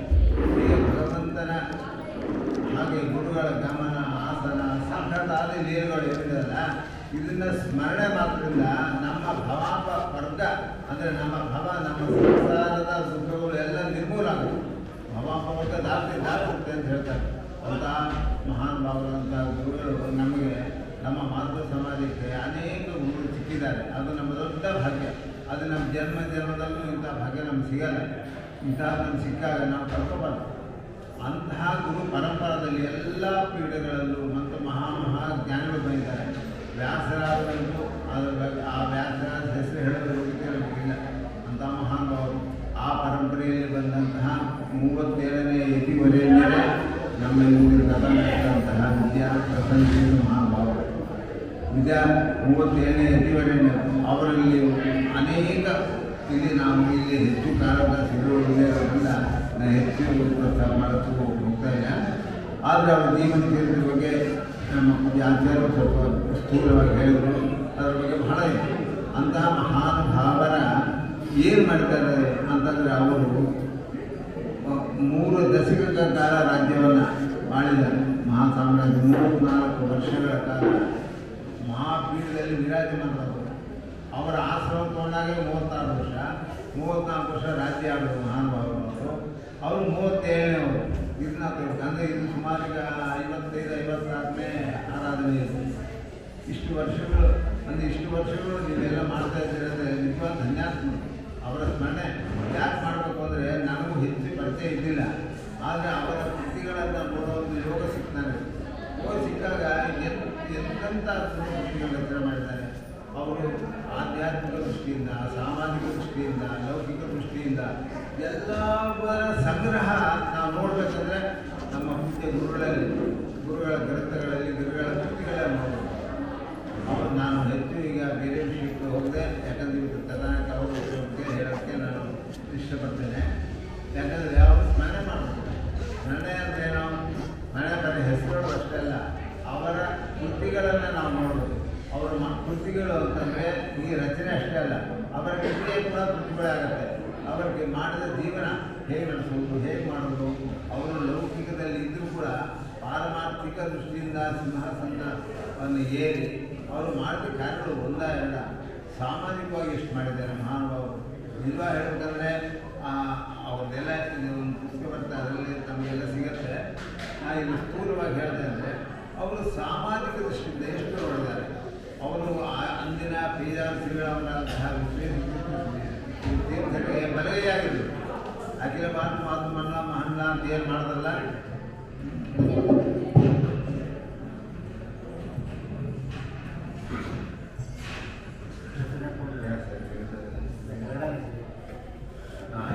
ಸರಿ ವಿಶ್ವೇಶ್ವರ ಶ್ರೀಪಾದಂಗಳವರು ಅಖಿಲ ಭಾರತ ಮಂಡಲ ಅಂತ ಏನು ಮಾಡಿದ್ರಲ್ಲ, ಅದಕ್ಕೆ ಇವರು ಬಲಗೈಯಾಗಿದ್ದು ಅವರಿಗೆ ಸಹಕಾರ ಕೊಟ್ಟಂತಹ ಏಕೈಕ ಸನ್ಯಾಸಿಗಳಂದರೆ ಇವರು. ಇಂಥ ಕೊಟ್ಟರು ಅದನ್ನು ಯಾವ ಮಟ್ಟಕ್ಕೆ ಬೆಳೆಯೋದು ಎಲ್ಲರೂ ಗೊತ್ತಿದೆ. ಆ ವಿದ್ಯಾಪೀಠರು ಮಾಡುವ ಕೆಲಸಗಳೇನು ಅಂತ. ಅದಕ್ಕೆ ಆ ಪ್ರಾರಂಭದಲ್ಲಿ ಇವರ ಒಂದು ಬಲಗೈಯಾಗಿದ್ದು ಅದು ಚೆನ್ನೈಯಲ್ಲಿ ಅಖಿಲ ಭಾರತ ಮಹಾಭಾರತ ಸಮ್ಮೇಳನದ ಅಧ್ಯಕ್ಷವಾಗಿದ್ದರು. 3 ವರ್ಷ ಇಷ್ಟೆಲ್ಲ ಮಾಡಿ ಯಾಕೆ ಹೇಳೋದಂದರೆ ಇವರು ಲೌಕಿಕದಲ್ಲೂ ಲೌಕಿಕವನ್ನು ಕಂಡವರು, ಆಧ್ಯಾತ್ಮದ ರುಚಿಯಲ್ಲೂ ಆಳವಾಗಿ ಸಮುದ್ರದಲ್ಲಿ ಮುಳುಗಿದವರು. ಇವರು 2 ಮುಖ. ಇಂತಹ ವ್ಯಕ್ತಿಗಳನ್ನ ನಾವು ನಮ್ಮ ಈಗಿನ ಕಾಲದಲ್ಲಂತೂ ಇವ್ರನ್ನ ನಾವು ಎಷ್ಟು ಕೊಂಡಾಡಿಸೋದು, ಎಷ್ಟು ಹೊಗಳಿಸೋದು, ಅದನ್ನು ಸ್ಮರಣೆ ಮಾಡಬೇಕಾದ ಅಂತ ಅವರು ಅದು ಹೇಳಿದಾಗೆ ಅವರು ಏನು ಮಾಡಿದ್ರು. ಅವರು ಲೌಕಿಕವಾಗಿ ನಮಗೆಲ್ಲ ಗೊತ್ತೇ ಇದೆ. ಅವರು ಸಾಮಾಜಿಕವಾಗಿ ಒಂದು ಸ್ಕೂಲ್ ತೆಗೆದಿದ್ದಾರೆ, ಒಂದು ಜ್ಞಾನಕಾರಿ ಮಾಡಿದ್ದಾರೆ, ಅವರು ಮಠನ ಬೆಳೆಸಿದ್ದಾರೆ, ನಾನಾ ರೀತಿಯಿಂದ ಬೆಳವಣಿಗೆ ಮಾಡಿದ್ದಾರೆ. ಅದರ ಜೊತೆಗೆ ಸುಮಾರು ಒಂದು 250-300 ಕೃತಿಗಳು ಈಗ ಉಪಲಬ್ಧ ಇದೆ. ಅಷ್ಟು ಕೃತಿಗಳು ರಚನೆ ಮಾಡಿದ್ದಾರೆ ದಾಸರಾಜ. ಯಾಕಂದರೆ ಇದಕ್ಕೆ ಯಾರು ಬೇರೆ ಭಕ್ತಿ ಅಂದರೆ ವ್ಯಾಸರಾಜ. ವ್ಯಾಸರಾಜಂಥ ಮಹಾನುಭಾವರನ್ನು ಸಂಪೂರ್ಣವಾಗಿ ಅನುಸರಿಸಿ ಅನುಸರಿಸಿ ಅನುಕರಣೆ ಅಂತಾರಲ್ಲ, ಅನುಕರಣೆ ಮಾಡಿ ಕೃತಿಗಳನ್ನು ರಚನೆ ಮಾಡಿ ಅವರು ಹಾಡಿ ಆಮೇಲೆ ಹಾಡಿಸಿ ಬರೀ ಕೃತಿಗಳಷ್ಟೇ ಅಲ್ಲ, ನಾಟಕಗಳು ರಚನೆ ಮಾಡ್ತಾರೆ. ಲೌಕಿಕವಾಗಿ ವಿಷಯವನ್ನು ಹೇಳಿದ್ದಾರೆ. ಅದನ್ನು ಮುಂದೆ ನೋಡೋದಕ್ಕೆ ಪ್ರಯತ್ನ ಮಾಡೋಣ. ಅವರ ಚರಿತ್ರೆ ಬಗ್ಗೆ ನಿಮಗೆಲ್ಲ ಗೊತ್ತೇ ಇದೆ, ಅದರಿಂದ ಅದೇ ಹೆಚ್ಚು ಹೇಳೋ ಇದಿಲ್ಲ ಅನಿಸುತ್ತೆ. ಅವರು ಅವರ ಕೃತಿಗಳಲ್ಲಿ ಒಂದು ಮಾಡೋದು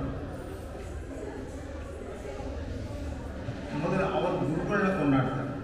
ಅವರು ಎಲ್ಲ ತಾರತಮ್ಯವಾಗಿ ಅವರ ಕೃತಿಗಳು ಸಾಕಷ್ಟಿದೆ, ಇಲ್ಲಿ ಅವಕಾಶ ಇಲ್ಲೇ ಇರೋದನ್ನು ಹೆಜ್ಜೆಯಲ್ಲ. ಅವರು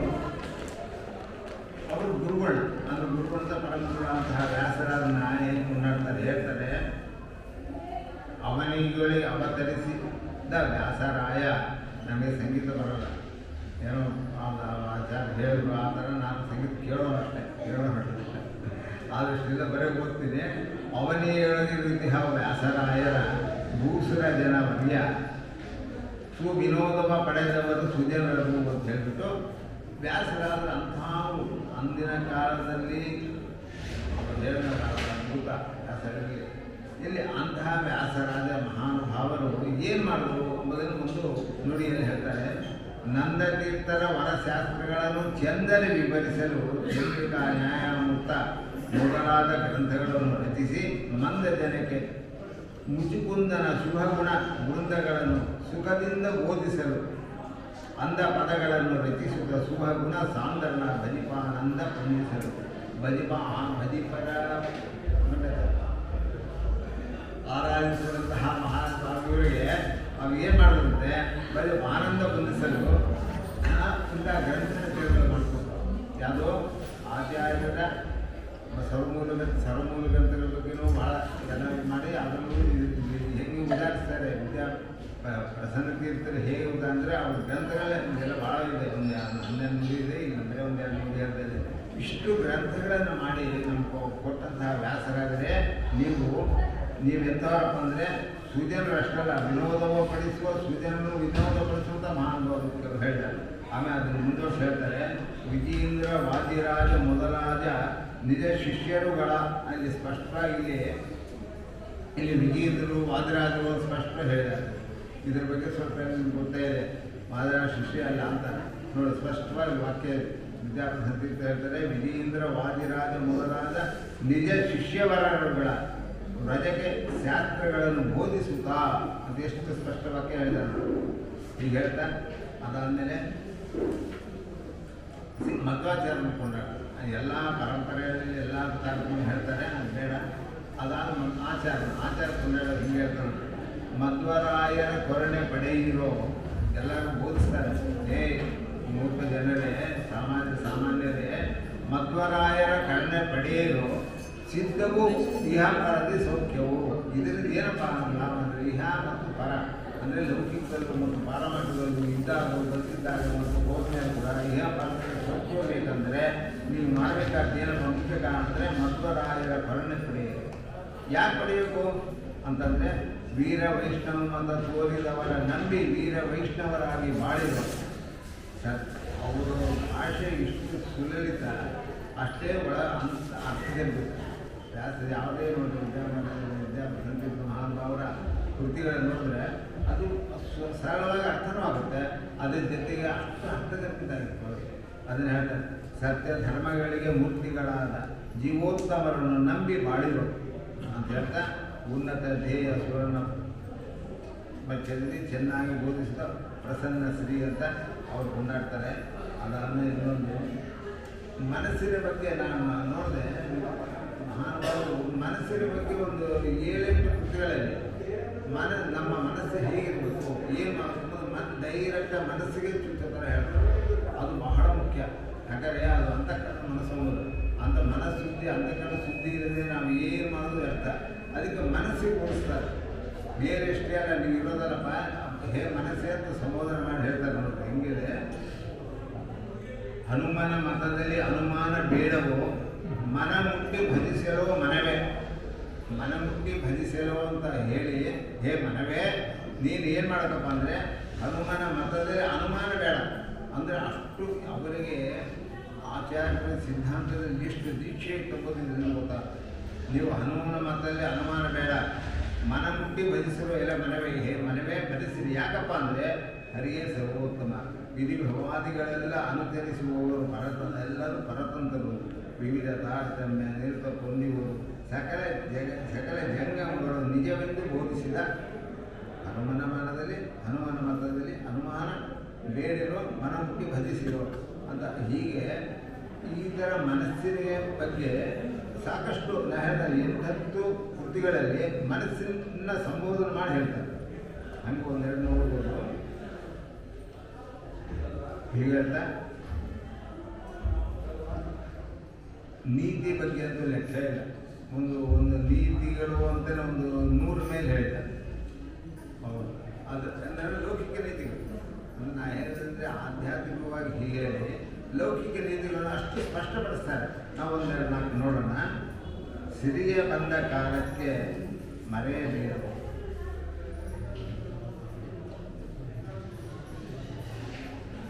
ಮೂರ್ಖ ಜನಗಳಲ್ಲಿ ವಾದ ಮಾಡಬೇಡವು. ಇವೆಲ್ಲ ನೀತಿಗಳು.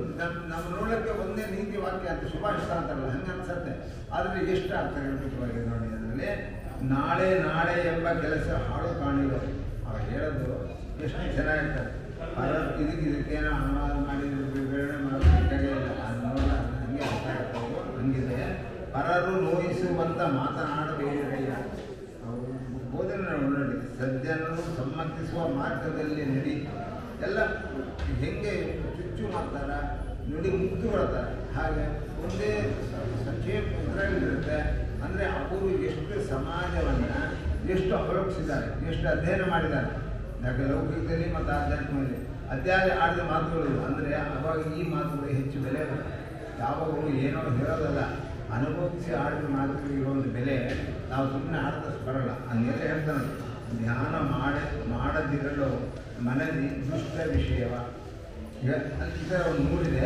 ಇನ್ನೂ ಒಂದು 4 ನೋಡೋಣ ಅಷ್ಟೇ. ಕೋಪದಿಂದ ಮನದಲ್ಲಿ ವ್ಯಾಮೋಹ ಬರುವುದು, ಜ್ಞಾನದಿಂದ ಪರಶಾಂತಿ ಪಡೆಯುವುದು, ಮಿತಿಯ ಮೀರಿ ಭೋಜನವನ್ನು ಬೇಡಿರೋ, ಅತಿ ನಿದ್ರೆ ಕಾಣುತ್ತೆ, ಶತ್ರು ಮಿತ್ರನಲ್ಲಿ ಒಂದೇ ಭಾವ ಪಡೆಯಲು. ಅಂದರೆ ವಿಷಯ ವಿಕ್ಕಿದವಾಗೆ ಷಡ್ಡ ಸುಳಿಸಲೇಬೇಕು ಅಂತ ಆ ಥರ ಹೇಳ್ತಾರೆ. ಶತ್ರು ಮಿತ್ರಗಳಲ್ಲಿ ಒಂದೇ ಭಾವ ಪಡೆಯಲು, ಸ್ತೋತ್ರ ನಿಂದೆಗಳಿಗೆ ಹಿಕ್ಕಿ ಕುಂದಬೇಡಿದರು. ನಮಗೆ ಸ್ತೋತ್ರ ಮಾಡಿದ್ರೆ ಬಾ ನಮ್ಮ ಸಮಾನ ಯಾರು ಅಂತ, ಅಥವಾ ದೂಷ ಮಾಡಿದ್ರೆ ಇವ್ನು ದೂಷ ಮಾಡ್ದಂತೆ ದ್ವೇಷ ಮಾಡೋದು ಬೇಡ. ಯಾಕೆ ಹೀಗೆ ಎಷ್ಟು ಹೇಳ್ತಾನೆ. ಈ ಒಂದೊಂದರಲ್ಲಿ ಮಾತಿನಲ್ಲಿ ಎಷ್ಟು ಆಂತರ್ಯ ಇದೆ ಎಂಬುದನ್ನು ನಾವು ಗಮನಿಸಬೇಕು. ದೇಶಕಾಲ ಪಾತ್ರವರಿತು ದಾನ ಮಾಡಲು, ಆಸೆಯೊಳಗೆ ಮನಸ್ಸು ಲೇಸು ಕೊಡದಿರಲು, ಶುದ್ಧ ಧರ್ಮ ಲೇಸವು ಇದರ ಎಷ್ಟೋ ಇದೆ. ಜ್ಞಾನ ತೀರ್ಥದಲ್ಲಿ ಮುಳುಗಿ ಸ್ನಾನ ಮಾಡಿರೋ ಈ ಥರ ಇದೆ. ಇದೀಗೆ ನೋಡ್ಕೊಳ್ತಾ ಕಾಲ ಇಲ್ಲ. ಒಂದೇ ಒಂದು ಕಡೆ ಒಂದು ನೋಡೋಣ. ನಾವು ಅವರು ಹೇಳಿದ ಒಂದು ಮಾತು ನಮ್ಮ ಜನ್ಮದಲ್ಲಿ ಮರಲೇಬಾರ್ದು. ಅಂದರೆ ಅವರ ಆಸೆ ಏನು? ಪರಮ ಪೂಜ್ಯರಾದಂತಹ ವಿದ್ಯಾಮಾನ ತೀರ್ಥಿನ ಕಥಾನಾಯಕರಾದಂಥ ಅವರ ಆಸೆ ಏನು ಎಂಬುದನ್ನು ಅವರು ಒಂದು ಕೃತಿಯಲ್ಲಿ ಭಾಳ ಸುಂದರವಾಗಿ ನುಡಿಮುತ್ತಿನ ಥರ ಹೇಳಿದ್ದಾರೆ. ಅದನ್ನು ನಾವು ಜೀವನದಲ್ಲಿ ಅಳವಡಿಸ್ಕೊಂಡ್ರೆ ಉದ್ಧಾರವಾಗಿ ನಿಸ್ಸಂಶಯ ಅಂತ ಮಾತಾಡ್ತಾರೆ ನೋಡಿ. ಏನಂದರೆ ಮನೆಯು ಹರಿಯ ಆಲಯವಾಗಬೇಕು. ಮನೆ ಹರಿಯ ಆಲಯ ಅಂತ ಹೆಸರಿಟ್ಟಿರ್ತಾರೆ. ಮನೆ ಹರಿಯ ಆಲಯ, ಹರಿಯ ಪುರ, ಹರಿಯ ಹಂಗಲ್ಲ, ಮನಸಾರ ಆಗಬೇಕು. ಮನೆಗೂ ಹರಿಯ ಆಲಯವಾಗಬೇಕು ಅಂದರೆ ಅವರ ಆಸೆಯ. ಮಾನ್ಯಂತಹ ವಿದ್ಯಾಪ್ರಸನ್ನ ಆಸೆ ಏನಪ್ಪ ಅಂದರೆ ಇನ್ನೊಂದು ಮಾತು ಹೇಳ್ತಾರೆ. ಮನೆಯು ಹರಿಯ ಆಲಯವಾಗಬೇಕು. ಜನಗಳು ಸದಾಚಾರಶೀಲರಾಗಬೇಕು. ಜನಗಳು ಸದಾ ಆಚಾರಶೀಲರಾಗಬೇಕು. ಅದನ್ನು ಸದಾಚಾರ ಅಂದರೆ ನಮ್ಮ ಪ್ರವೃತ್ತಿ ಅಂತ ಸುದ್ದಿ. ನಾವು ನಿತ್ಯ ನೈಮಿಕವಾಗಿ ಮಾಡುವ ಕಾರ್ಯಗಳಲ್ಲಿ, ನಮ್ಮ ದಿನಚರಿಯಲ್ಲಿ, ನಮ್ಮ ನಡೆ ಮತ್ತು ನುಡಿಗಳಲ್ಲಿ ಸದಾಚಾರವಾಗಿರಬೇಕು, ಶೀಲವಾಗಿರಬೇಕು. ಅವ್ರು ಹೇಳ್ತಾರೆ ನೋಡಿ, ಇವೆರಡು ಅವರ ಆಸೆ ಅಂತ ಹೇಳ್ಕೊಳ್ತಾ ಇದ್ದಾರೆ. ಜನಗಳು ಸದಾಚಾರಶೀಲರಾಗಬೇಕು, ಮನೆಗೂ ಹರಿಯ ಆಲಯವಾಗಬೇಕು. ಈ ಎರಡು ಏನು ಅವರು ಕೊಟ್ಟಂಥ ಆದೇಶನ ನಮ್ಮ ಯೋಗ ಸಂತಹ ಎಷ್ಟು ಸಾಧ್ಯವೋ ನಾವು ಅಳವಡಿಸ್ಬೇಕು. ಜೀವನದಲ್ಲಿ ಅಳವಡಿಸ್ಕೊಂಡ ಮಾತ್ರ ಅದು ಒಂದಾಗುತ್ತೆ. ಇದೊಂದಾಗುತ್ತೆ. ಇದು ನನಗೆ ಒಂದು ದೊಡ್ಡ ಅಮೋಘವಾದಂಥ ಇದು ಕಂಡು ಬಂದರೆ ಈ ಮಧ್ವವಿಜಯಕ್ಕೆ ಮಧ್ವವಿಜಯ 16 ಸರ್ಗದ ದೊಡ್ಡ ಗ್ರಂಥ. ಅದು ನಾರಾಯಣ ಪಂಚಾಚಾರ್ಯರ ಅದ್ಭುತ ಶಾಸ್ತ್ರ ಕಾವ್ಯ ಅದು. ಅದನ್ನು ಬರೀ 65 ಭಾಮಿನಿ ಷಟ್ಪದಿಯ ಪದ್ಯಗಳಲ್ಲಿ ಅಷ್ಟು ನಾವೇನು ಮಾಡೋದು ಸಂಗ್ರಹಿಸ್ಬಿಟ್ಟಿದ್ದಾರೆ. ನಾವು ಮೂಲ ಮಧ್ವವಿಜಯವನ್ನು ಕಟ್ಟಿಟ್ಕೊಂಡು ಇವರು ರಚಿಸಿದಂತಹ 65 ಇಟ್ಕೊಂಡ್ರೆ ಎಷ್ಟು ಸುಂದರವಾಗಿ ಮಾಡಿದ್ದಾರೆ ಅಂದರೆ ಆ ಪೂರ್ಣ 16 ಸರ್ಗಗಳ ಸಾಲನ್ನು ಈ 65 ನುಡಿಗಳಲ್ಲಿ ಭಾಮಿನಿ ಷಟ್ಪದಿಯ ನುಡಿಗಳಲ್ಲಿ ಆ ಸಂಗ್ರಹ ಮಾಡಿದ್ದಾರೆ. ಮದುವೆ ಸಾರ ಸಂಗ್ರಹ ಅಂತ. ಇದು ನೋಡಿ ಭಾಳ ನನಗೆ ಅದ್ಭುತ ಆಯಿತು. ಎಷ್ಟು ಮಧ್ವವಿಜಯದ ಯಾವುದು ಬೇಕು ಅಷ್ಟು ಸುಂದರವಾದ ಸಂಗ್ರಹ ಮಾಡಿದ್ದಾರೆ. ಅಂದರೆ ಆ ಮಹಾನುಭಾವರು ಇದು ಯಾಕೆಂದರೆ ಈಗಿನ ಕಾಲದಲ್ಲಿ ಏನು ವ್ಯಾಸರಾದರು ಮಾಡ್ಕೊಂಬಂದಲ್ಲ ದಾಸ ಸಾಹಿತ್ಯಕ್ಕೆ ಕೊಡುಗೆ, ನಿಜವಾದ ದಾಸ ಸಾಹಿತ್ಯಕ್ಕೆ ಕೊಡುಗೆ. ಇದು ನಿತ್ಯ ಪಾರಾಯಣಕ್ಕೆ, ವಿಶೇಷವಾಗಿ ಸ್ತ್ರೀಯರಿಗೆ ನಿತ್ಯ ಪಾರಾಯಣಕ್ಕೆ ಬಹಳ ಅನುಕೂಲವಾಗಿದೆ. ಅದೇ ಇದರ ಫಲ ಅವರೇ ಹೇಳ್ತಾರೆ. ಇದರ ಫಲ ಹೇಳುವಾಗ ಎಷ್ಟು ಹೆಂಗೆ ಹೇಳಿದ್ದಾರೆ ನೋಡಿ, ಕಡೆಗೆ ಅವ್ರು ಹೇಳ್ತಾರೆ, ಶುಚಿ ಮನೆಯಲ್ಲಿ ಸುಸ್ವರದಿ ಮಾಡಲು ಪ್ರಚುರವಾಗಲಿ ಶಾಂತಿ ಸುಖಗಳು. ನಮಗೆ ಬೇಕಾದ ಶಾಂತಿ ಸುಖ ಜೀವನದಲ್ಲಿ ಇನ್ನೇನು ಬೇಕಾದ್ಬಿಟ್ಟು ಅದನ್ನು ನೀವು ಪಡಿಬೇಕಂದ್ರೆ ಶುಚಿ ಮನೆಯಲ್ಲಿ ಸುಸ್ವರದಿ ಮಾಡಲು ಲಭಿಸುತ್ತದೆ, ಪ್ರಚುರವಾಗಲಿ ಅಷ್ಟೇ. ಆಮೇಲೆ ಭುಜ ಪಿಡಿದು ಮೇಲೆತ್ತಿ ಸಲಹುವ ಗುರುವರ ಪ್ರಸನ್ನ. ಭಗವಂತ ಒಲಿತಾನೆ, ನಮಗೆ ಸುಖ ಮತ್ತು ಶಾಂತಿ ಲಭ್ಯವಾಗಬೇಕು ಅಂತ ಯಾರು ಪರಮ ಪೂಜ್ಯ ಶ್ರೀಪಾದರಾಜರು ಪ್ರಾರ್ಥನೆ ಅಂತಹ ಹೇಳಿ ಇದನ್ನು ರಚನೆ ಮಾಡಿಕೊಟ್ಟಿದ್ದಾರೆ. ನಾವು ಇದನ್ನು ಎಲ್ಲರೂ ಮಾಡಬೇಕು. ವಿಶೇಷವಾಗಿ ಸ್ತ್ರೀಯರು ನಿತ್ಯ ಪಾರಾಯಣ ಮಾಡಿದ್ರೆ ಅಷ್ಟು ಅವರು ಹೇಳಿರೋದು ಸತ್ಯ. ಯಾಕಂದರೆ ಶ್ರೀಮದ್ ಆಚಾರ್ಯ ಚರಿತಾನೆ ಹೇಳ್ದಲ್ಲ, ಗಮನಾಸನ ಸಂಖತಾದಿ ಲೀಲಾಹ ಸ್ಮೃತಿ ಮಾತ್ರ ಭವಾಪರ್ಗದ ಅಂತ ಹೇಳಿದ್ದಾರೆ. ಅಂದಮೇಲೆ ಅಂತಹ ಆಚಾರ ಕೃತಿನ ಇಷ್ಟು ಸುಂದರವಾಗಿ ಹೀಗೆ ವಿದ್ಯಾ ರತ್ನಾಕರರು ಸಂಸ್ಕೃತವಾಗಿ ಮಾಡಿದ್ದಾರೆ ಕೆಲವು ಶ್ಲೋಕಗಳಲ್ಲಿ. ಇವರು ಈ ಪರಮ ಪೂಜ್ಯ ಶ್ರೀಪಾದಗಳವರು ಇದರಲ್ಲಿ 65 ನುಡಿಗಳನ್ನು ಮಾಡಿದ್ದಾರೆ. ಇದನ್ನು ಎಲ್ಲರೂ ಅಧ್ಯಯನ ಮಾಡಿ ಎಷ್ಟು ಸಾಧ್ಯ ಅಷ್ಟು ಮಾಡೋಣ. ಯಾಕಂದರೆ ನಮ್ಮ ಜೀವನ ಇರೋದೇ ಎಷ್ಟೋ ಗೊತ್ತಿಲ್ಲ. ಗೃಹೀತೇವೆ ಶ್ರೇಷ್ಠರು ಮುಕ್ತಿನ ಧರ್ಮಾಚರಣೆ ಅಂತ ಹೇಳಿದ್ದಾರೆ. ಅದಕ್ಕಾಗಿ ಅದನ್ನೇ ಅನುವಾದ ಮಾಡಿ ಒಂದು ಪದ್ಯದಲ್ಲಿ ಹೇಳಿದ್ದಾರೆ. ಹಂಗೆ ಹೇಳಿದ್ದಾರೆ. ಹಂಗೆ ಹೇಳಿರೋದ್ರಿಂದ ಎಷ್ಟು ಸಾಧ್ಯ ನಾವು ಅಷ್ಟು ಮಾಡಿ ಅವರನ್ನು ಸ್ಮರಣೆ ಮಾಡ್ತಾ ನಮ್ಮ ಜೀವನವನ್ನು ಹೀಗೆ ಸಾಕೋಣ. ಇಂಥ ಮಹಾನುಭಾವರ ಒಂದು ಜೀವ ಇದು 55-56 ಆರಾಧನೆ ಇದು ಇಷ್ಟು ನಡೆಸ್ಕೊಂತ ಬರ್ತಾ ಇದ್ದಾರೆ ಎಲ್ಲ ಈ ಸಂಘ ಸಂಸ್ಥೆಯವರು. ನನಗೆ ಈ ಒಂದು ಇವರ ಸ್ಮರಣೆ ಮಾಡೋ ಒಂದು ಯೋಗ ನನಗೆ ಒಂದು ಗುರುರಾಜ ಪುಸ್ತಕಗಳಲ್ಲಿ ಸಿಕ್ಕಿಲ್ಲ. ಇದೊಂದು ಸ್ಮರಣೆ ಮಾಡೋದು ಭಾಗ್ಯ. ಅಂತಹದ್ದು ಮಾಡೋಣ. ಎಷ್ಟು ನಮ್ಮ ಜೀವನ ಸಾರ್ಥಕ ಎಷ್ಟು ಸಾಧ್ಯ ಎಲ್ಲರೂ ಈ ಗುರುಗಳ ಮುಖಾಂತರ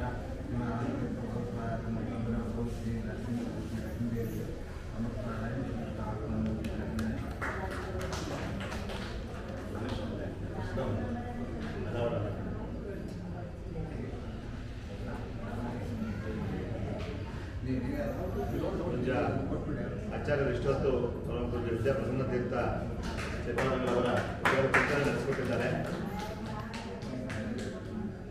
ಮಧ್ವವಿಜಯದ ಸಾರ ಸಂಗ್ರಹವನ್ನು ಒಳಗೊಂಡಂತಹ ಕನ್ನಡದ ಮಧ್ವವಿಜಯ ನಮಗೆಲ್ಲ ಇವತ್ತು ದಿವಸ 29 ಪ್ರಕಾಶನದ ಮೂಲಕ ಅನಾವರಣ ಮಾಡಿ ಬಂದಂತಹ ಎಲ್ಲ ಭಕ್ತಾದಿಗಳಿಗೆ ಪ್ರಸಾದ ರೂಪವಾಗಿ ಇದನ್ನು ವಿತರಣೆ ಮಾಡ್ತಾ ಇದ್ದಾರೆ. ಎಲ್ಲ ಭಗವದ್ಭಕ್ತರನ್ನು ಸ್ವೀಕರಿಸಿ ಶ್ರೀಮದ್ವಿದ್ಯಾ ಪ್ರಸನ್ನಾಬ್ಧಿಂ ಗುರುಂ ವಂದೇ ನಿರಂತರಂ ಆಪಾದಮೌಳಿ ಪರ್ಯಂತಂ ಗುರುಣಾಮ ಕೃತಿಂ ಸ್ಮರೇತ್ ತೇನ ವಿಘ್ನಾಃ ಪ್ರಣಶ್ಯಂತಿ ಸಿದ್ಧ್ಯಂತಿ ಚ ಮನೋರಥಾಃ. ಹರಿ ಓಂ. ಇವತ್ತು ತುಂಬ ಸಂತೋಷವಾದ ಒಂದು ವಿಷಯ ಅಂತಂದ್ರೆ ಈ ಪುಸ್ತಕದ ಒಂದು ಅನುವಾದ. ನಾನು ಪ್ರತಿ ವರ್ಷ ಪ್ರವಚನದಲ್ಲಿ ಇಲ್ಲೇ ಹೇಳ್ತಾ ಇರ್ತೀನಿ, ವಿದ್ಯಾ ಪ್ರಸನ್ನ ತೀರ್ಥರನ್ನ ಮರೆತು ಬಿಟ್ಟಿದ್ದೇವೆ ನಾವು. ಎಷ್ಟು 300ಕ್ಕಿಂತ ಅಧಿಕವಾದಂತಹ ಕೃತಿಗಳು ಮಹಾನುಭಾವರದ್ದು, 300ಕ್ಕಿಂತ ಅಧಿಕವಾದ ದೇವರನಾಮಗಳು ಯಾವುದೂ ಇಲ್ಲ, ನಮ್ಮ ನೆನಪೇ ಇಲ್ಲ. ಇಂತಹ ದೀರ್ಘ ಕೃತಿಗಳಂತೂ ಗೊತ್ತೇ ಇಲ್ಲ. ಅಂತಹ ಈ ಕಾಲಘಟ್ಟದಲ್ಲಿ ಇದೊಂದು ಕೃತಿ ಅನುವಾದ ಆಗಿ ಬರ್ತಿರುವಂತ ತುಂಬಾ ಸಂತೋಷ. ಕಾರಣ ಏನು ಅಂದ್ರೆ, ನಾನು ಈ ಸುಮಧ್ವವಿಜಯ ಸಾರ ಸಂಗ್ರಹ ಅಂತ ಅನ್ನೋದು ವಿದ್ಯಾ ರತ್ನಾಕರ ತೀರ್ಥರು ಪೂರ್ವಾಶ್ರಮದಲ್ಲಿ ಇವರ ಪಿತೃಪಾದರು ತಂದೆಗಳು, ಆಶ್ರಮದಲ್ಲಿ ಪರಮಗುರುಗಳು ಅವರು ಸಂಸ್ಕೃತದಲ್ಲಿ ಸುಮಧ್ವ ವಿಜಯ ಸಾರ ಸಂಗ್ರಹ ಅಂತ 33 ಶ್ಲೋಕಗಳಲ್ಲಿ ತುಂಬಾ ಚೆನ್ನಾಗಿ ಮಧ್ವ ವಿಜಯವನ್ನ ಸಂಗ್ರಹ ಮಾಡಿಕೊಡ್ತಾರೆ. ಅಂದ್ರೆ ಮಧ್ವ ವಿಜಯದ ಸಂಗ್ರಹವನ್ನ ನಾರಾಯಣ ಪಂಡಿತಾಚಾರ್ಯರೇ ಪ್ರಮೇಯ ರೋಮಾನಿಕ ಅಥವಾ ಅಣುಮಧ್ವ ವಿಜಯ ಅಂತ ಅದರಲ್ಲಿ ಮಾಡ್ಕೊಟ್ಬಿಟ್ಟಿದ್ದಾರೆ. ಇದ್ಯಾಕೆ ಸಂಸ್ಕೃತದಲ್ಲಿ ಮತ್ತೆ ಇನ್ನೊಂದು ಬೇಕು ಅಂತ ಪ್ರಶ್ನೆ. ಅದಕ್ಕೆ ಅವರಂತಾರೆ ಅದು ಸುಮಧ್ವ ವಿಜಯ ಸಂಗ್ರಹ. ಯಾವುದು? ಪ್ರಮೇಯ ರೋಮಾನಿಕ. ರತ್ನಾಕರ ತೀರ್ಥರು ಮಾಡಿದ್ದು ಸಾರ ಸಂಗ್ರಹ. ಅದರ ಸಾರ ಅದನ್ನ ನಾನು ಅನುವಾದ ಮಾಡ್ತಾ ಇದ್ದೀನಿ ಕನ್ನಡದಲ್ಲಿ ಬಂದು. ನಾನು ಇದನ್ನ ಹಾಕಿ ಅಂದ್ರೆ ಸುಮಧ್ವ ವಿಜಯ ಪ್ರಸನ್ನ ತೀರ್ಥರದ್ದನ್ನ ಸೇರಿಸಿ ನಾನು ಮಾಡ್ತಾ ಇದ್ದೇನೆ. ಇದರಲ್ಲಿ ಆಚಾರ್ಯರು ರತ್ನಾಕರ ತೀರ್ಥರು ಸೇರಿಸಿ ಮಾಡಿದ್ದಾರೆ. ತುಂಬಾ ಒಂದು ಅಪೂರ್ವವಾದಂತಹ ವಿಷಯ. ನಾಳೆ ಮಾರ್ಚ್ 2ನೇ ತಾರೀಕು ತುಮಕೂರಲ್ಲಿ ವ್ಯಾಸರಾಯಮಠ ಸ್ವಾಮಿ ಕೈಯಲ್ಲಿ ಆ ಪುಸ್ತಕ ಬಿಡುಗಡೆ ಆಗಲಿಕ್ಕಿದೆ. ಆದ್ದರಿಂದ ಅದ್ಭುತವಾಗಿರ್ತಕ್ಕಂತಹ ಒಂದು ಕೃತಿ. ಸಂತೋಷ ಆಗುತ್ತೆ ಇದು ನೋಡಿದ್ರೆ. ಅಂತಂದ್ರೆ ಮಧ್ವ ವಿಜಯವನ್ನ ಓದ್ದವರಿಗೆ ಅದರ ಸಾರ ಅದರ ಸಂಗ್ರಹವನ್ನ ಮಾಡಬೇಕು ಅಂತ ಅಂದ್ಕೊಂಡವರಿಗೆ ಅಮೃತದಂತೆ ಇರತಕ್ಕಂತಹ ಒಂದು ಕೃತಿ. ದಯಮಾಡಿ ತಗೊಳ್ಳಿ, ಎಲ್ಲ ಪಾರಾಯಣ ಮಾಡಿ.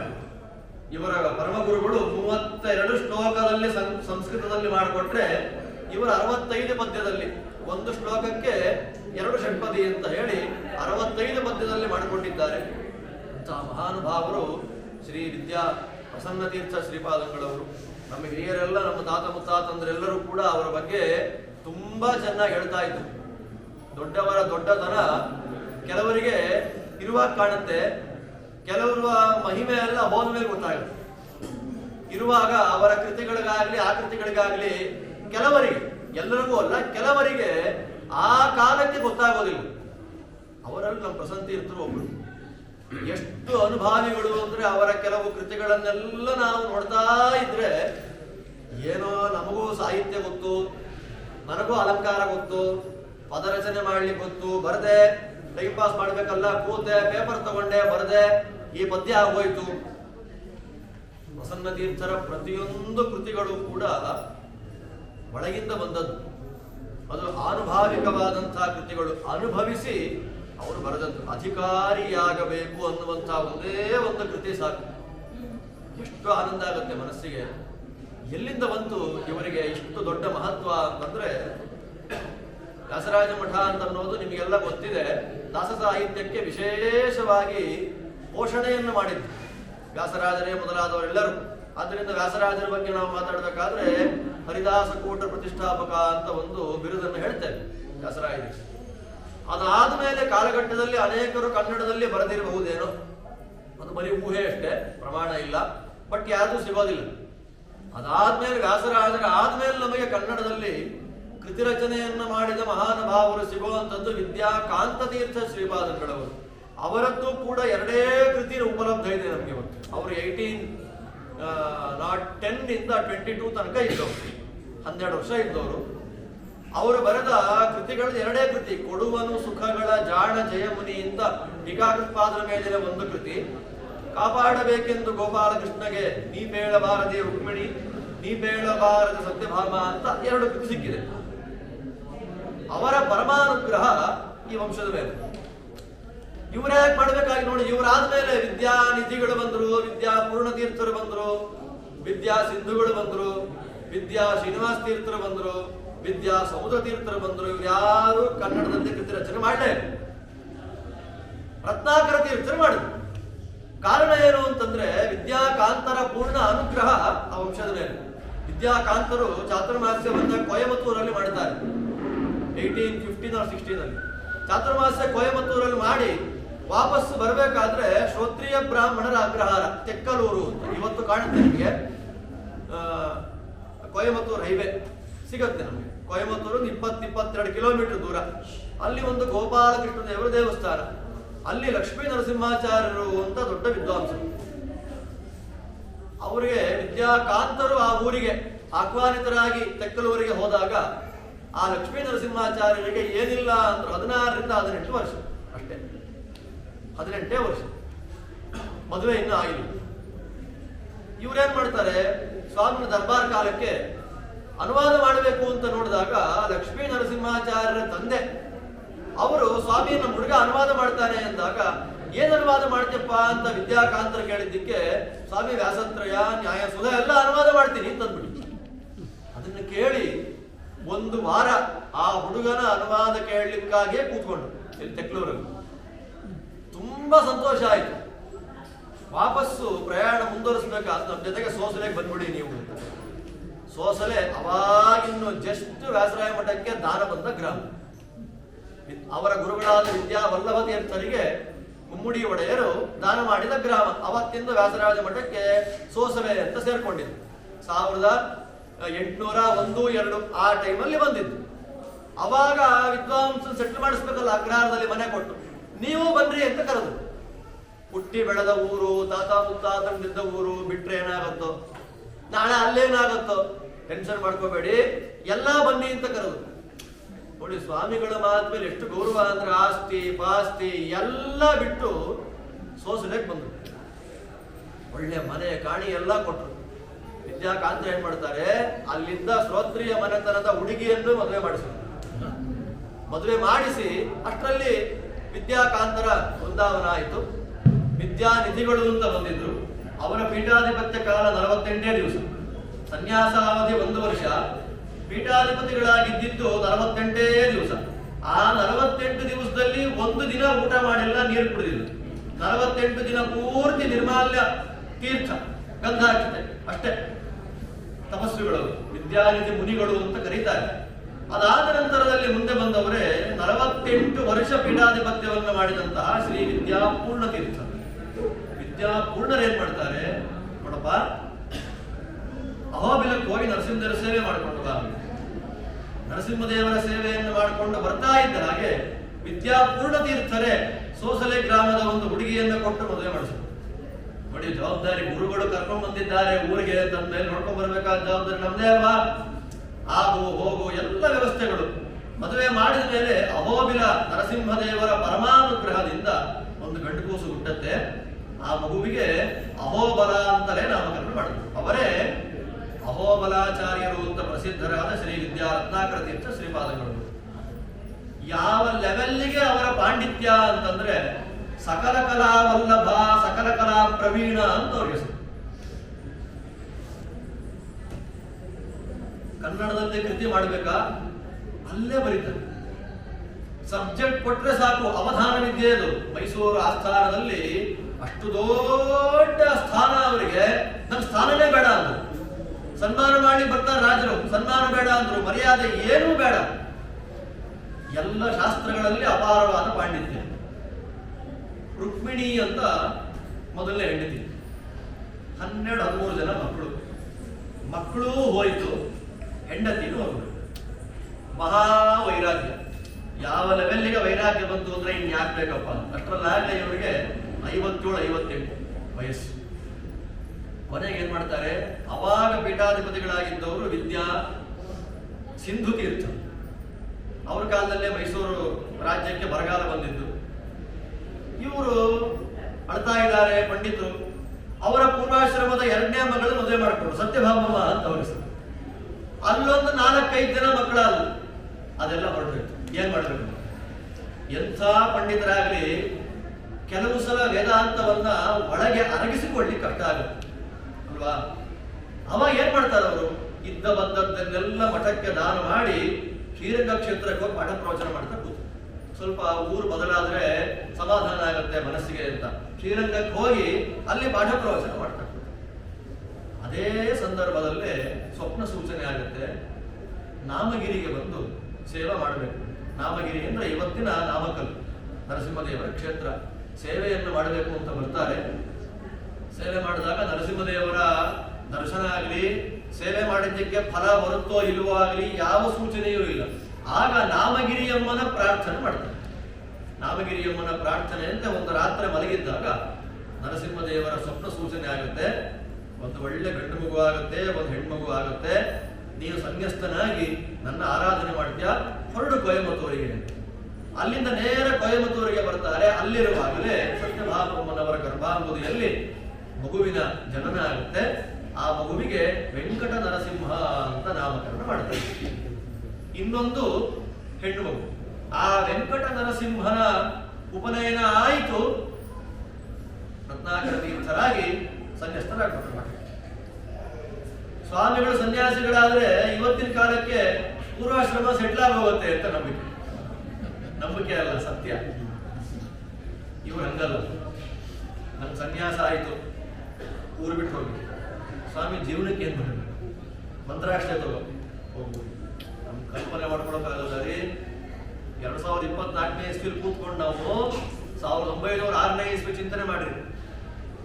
ಮಂತ್ರಾಕ್ಷತೆ ಕೊಟ್ಟು ಹೆಂಡತಿ ಮಗು ಇಬ್ರು ಹೋಗ್ರಿ, ಎಲ್ಲಿ ಬದುಕು ಸಿಗುತ್ತೋ ಅನ್ನ ಸಿಗುತ್ತೋ ಅಲ್ಲಿ ಹೋಗ್ರಿ.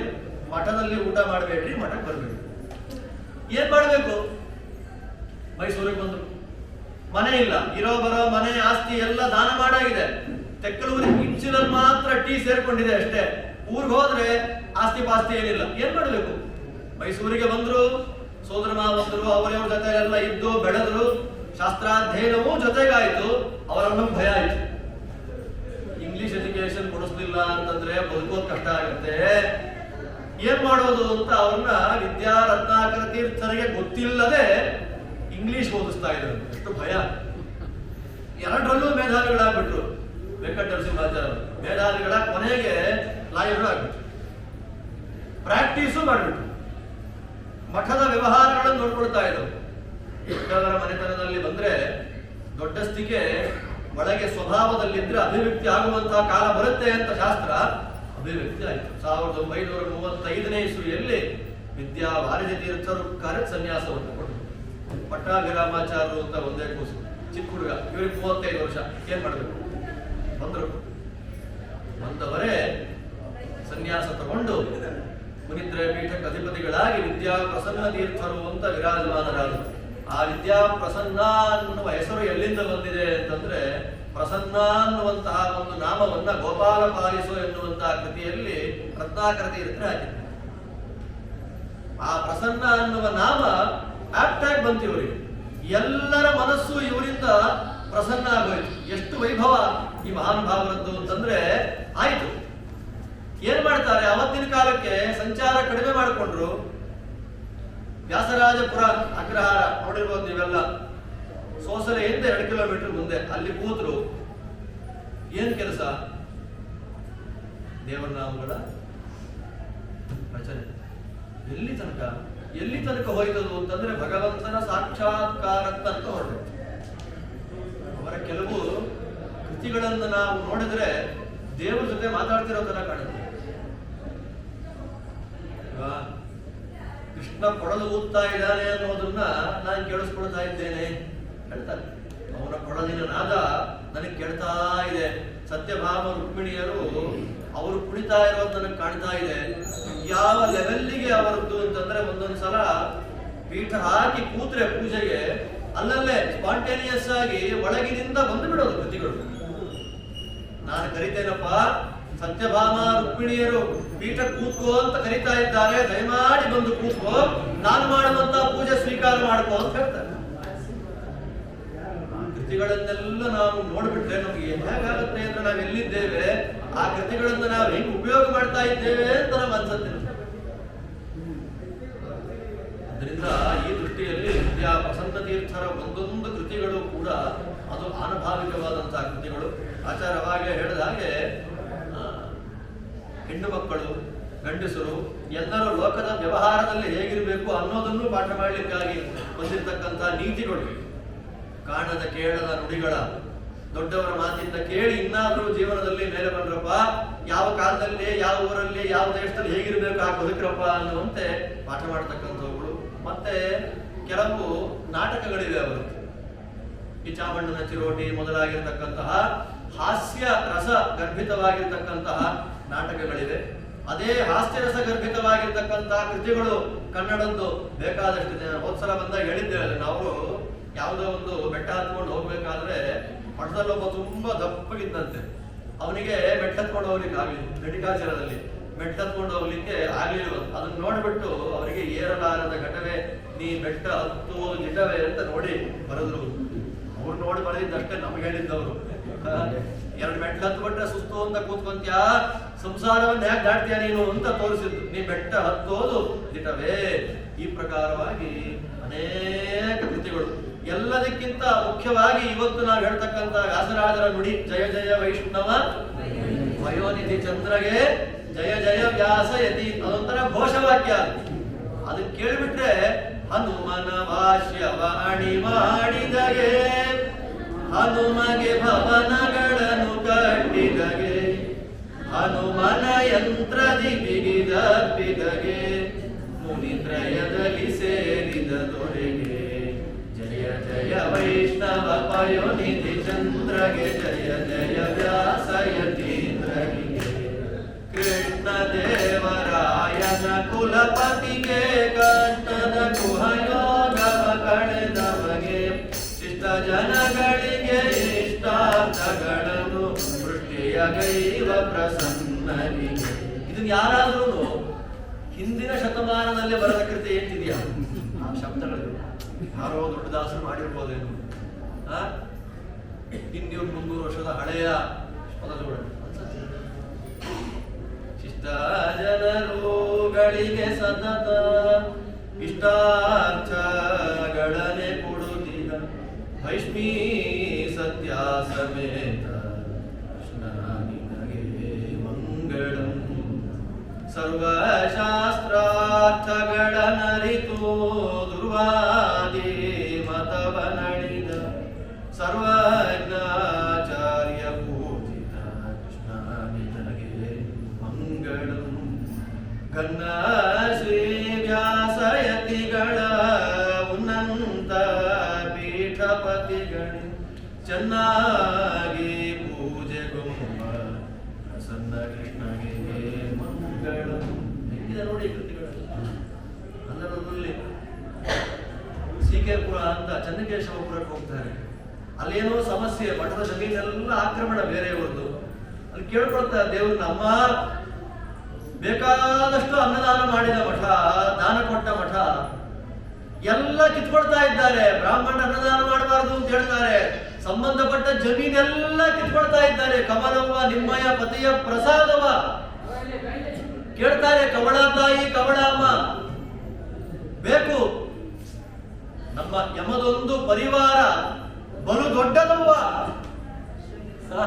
60-70 ಬ್ರಾಂಚ್ಗಳನ್ನ ಕಾಪಾಡಬೇಕಾಗಿದೆ, ಊಟ ಹಾಕ್ಬೇಕಾಗಿದೆ, ಏನೂ ಇಲ್ಲ. ಆದಾಯ ಭೂಮಿಯನ್ನೇ ನೆಚ್ಚಿಕೊಂಡು ಬದುಕ್ತಾ ಇದ್ದದ್ದು. ಏನ್ ಮಾಡ್ಬೇಕು? ಕವಳ ತಾಯಿ ಪಾಪಿ ಪರದೇಶಿಯ ಮರಿಬೇಟ್. ನಾವ್ ಯಾರನ್ನ ಕೇಳ್ಬೇಕ್ರಿ? ನಾವಾದ್ರೆ ದುಡ್ಡು ಕೊಡೋರು ಕೇಳ್ತೀವಿ, ದುಡ್ಡು ಕೊಡ್ರಪ್ಪ ಸಾಲ ಕೊಡಿ. ಸ್ವಾಮಿ ಯಾರನ್ನ ಕೇಳ್ಬೇಕು? ಸತ್ಯಭಾಮ ರುಕ್ಮಿಣಿಯನ್ನ ಆಯ್ತು ನಡೆಯಿತು. ಅವರಿರೋ ಕಾಲ ಪೂರ್ಣ ಸೋಸಲೆ ಗ್ರಾಮದ ವ್ಯಾಸರಾಜಪುರದವರು ಎಲ್ಲ ಜಾತಿ ಮತ ಕುಲ ಭೇದ ನೋಡದೆ 3 ಹೊತ್ತು ಮಠದಲ್ಲೇ ಊಟ.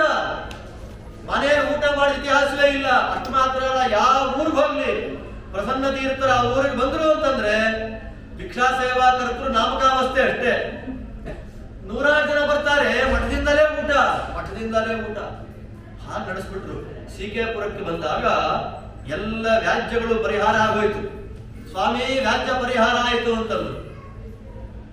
ಹನುಮಾನ ಕಿ ಜೈ, ಜೈ ಜೈ ಹನುಮಾನ ಕಿ ಜೈ. ಅಲ್ಲೇ ಬಂದಿದೆ. ಅಂದಿನ ನಾದವು ಇಂದು ನುಡಿಯು. ಅಲ್ಲೇ ಹೇಳಿದ್ರು. ಈ ವಿಜಯ ತಂದೆ ಪ್ರಸನ್ನ ನಿನ್ನ ಮನೆಯಲ್ಲಿ ಶಾಶ್ವತವಾಗಿರ್ಲಪ್ಪ ಅಂತಂದ್ಬಿಟ್ಟರು.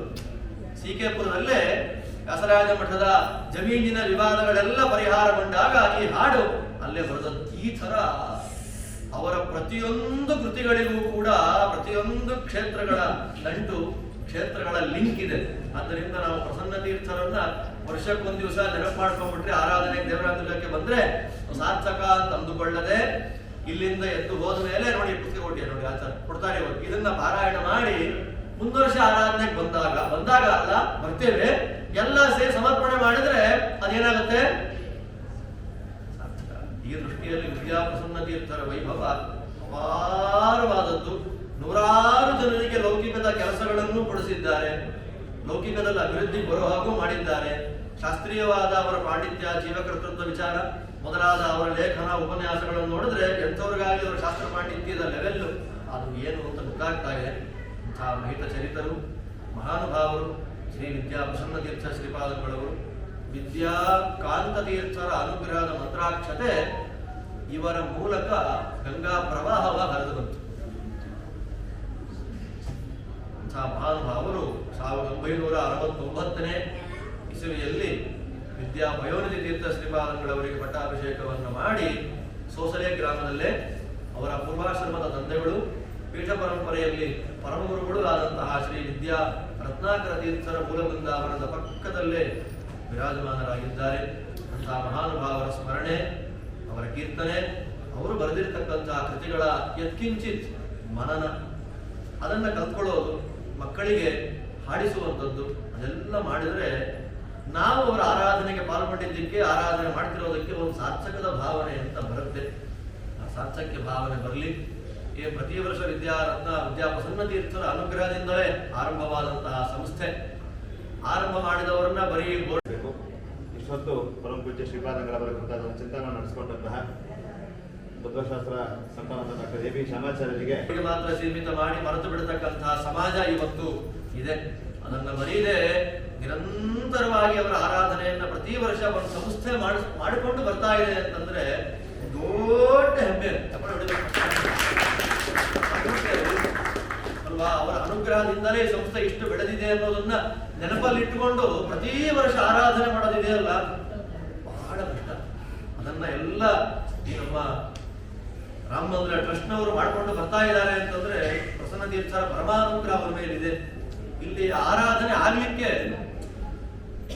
ಮೂಲ ಕಾರಣ ಏನು? ಸುಮ್ಮನೆ ಒಂದು ಆಲೋಚನೆ ಮಾಡ್ರಿ. ಆಗಬೇಕು. 2 ವರ್ಷ ಮಾಡಿದ್ವಪ್ಪ, 3ನೇ ವರ್ಷ ಬೆಂಗಳೂರಿಂದ ಇಲ್ಲಿ ಬಂದು ಮಾಡೋದೇನು, ಬೆಂಗಳೂರಲ್ಲೇ ಎಲ್ಲಾರು ಮಾಡಿಬಿಡೋಣ ಅಂತ ಅನ್ನಿಸ್ದೆ ಪ್ರತಿ ವರ್ಷ ಇಲ್ಲಿ ಆರಾಧನೆ ಮಾಡ್ತಾ ಇದ್ದೀವಿ ಅಂತಂದ್ರೆ ಕಾರಣ ಏನದಕ್ಕೆ? ನನಗೆ ಅನ್ನಿಸುವ ಕಾರಣ ವಿದ್ಯಾ ಪ್ರಸನ್ನ ತೀರ್ಥರ ಗುರುಗಳು ಅವರ ಗುರುಗಳು ವಿದ್ಯಾ ಸಮುದ್ರ ತೀರ್ಥರು, ಅವ್ರಿಗೆ ಆಶ್ರಮ ಆಗಿದ್ದಿಲ್ಲ. ವಿದ್ಯಾ ಸಮುದ್ರ ತೀರ್ಥ ಶ್ರೀಪಾದಂಗಳವರಿಗೆ ಕರಿಗಿರಿ ಕ್ಷೇತ್ರದಲ್ಲೇ ಸನ್ಯಾಸ. ಆ ಕಾರಣದಿಂದಲೇ ರತ್ನಾಕರ ತೀರ್ಥರು ಕರಿಗಿರಿ ಕ್ಷೇತ್ರಕ್ಕೆ ಬಂದು ದರ್ಶನ ಮಾಡಿ ತುಮಕೂರಿಗೆ ಬಂದು ಅಲ್ಲಿನ ವ್ಯಾಸರಾಜ ಮಠದಲ್ಲಿ ನರಸಿಂಹದೇವರ ಪ್ರತಿಷ್ಠೆಯನ್ನು ಮಾಡಿದ್ದಾರೆ. ರತ್ನಾಕರ ತೀರ್ಥರು ಪ್ರತಿಷ್ಠೆ ಮಾಡಿದಂತಹ ನರಸಿಂಹದೇವರು ತುಮಕೂರಿನ ವ್ಯಾಸರಾಜ ಮಠದಲ್ಲಿದೆ, ದರ್ಶನ ಮಾಡಬಹುದು ನೀವೆಲ್ಲರೂ. ಇದಕ್ಕೆ ನಮ್ಮ ಗುರುಗಳಿಗೆ ಸನ್ಯಾಸವಾದ ಕ್ಷೇತ್ರ ಅನ್ನೋದನ್ನು ತೋರಿಸ್ಕೊಳ್ಳಿಕ್ಕಾಗಿಯೇ ಅಲ್ಲಿ ಪ್ರತಿಷ್ಠೆಯನ್ನು ಮಾಡಿದ್ದಾರೆ. ಆದ್ದರಿಂದ ಅಲ್ಲಿಂದ ನಮ್ಮ ಪರಮೇಷ್ಠಿ ಗುರುಗಳಿಗೆ ಸನ್ಯಾಸವಾದ ಕ್ಷೇತ್ರದಲ್ಲಿ ನಮ್ಮ ಆರಾಧನೆ ಆಗುವಂತಾಗಲಿ ಅನ್ನೋ ಅವರ ಇಚ್ಛೆ ಇದೆ. ಇದೇ ತರ 100 ವರ್ಷ ಅವರ ಆರಾಧನೆ ಆಗಲಿ, ಪ್ರತಿ ಆರಾಧನೆಗಳಲ್ಲೂ ಕೂಡ ಅವರ ಕೃತಿಗಳ ಒಂದು ಪ್ರಕಟಣೆ ಆಗಲಿ, ಆ ಕೃತಿಗಳ ಗಾಯನ ಮಾಡುವಂತಹ ಸೌಭಾಗ್ಯ ನಮಗೆಲ್ಲ ಬರಲಿ ಎಂಬುದಾಗಿ ಪ್ರಾರ್ಥನೆಯನ್ನ ಮಾಡ್ತಾ, ಶ್ರೀಮದ್ ಕೃಷ್ಣ ಪದಾಂಭೋಜ ಮಾನಸಂ ತಿರುಗುಂಗವಂ ಶ್ರೀಮದ್ ವಿದ್ಯಾ ಪ್ರಸನ್ನಾಬ್ಧಿ ಗುರುಂ ವಂದೇ ನಿರಂತರಂ. ಶ್ರೀಕೃಷ್ಣಾರ್ಪಣಮಸ್ತು.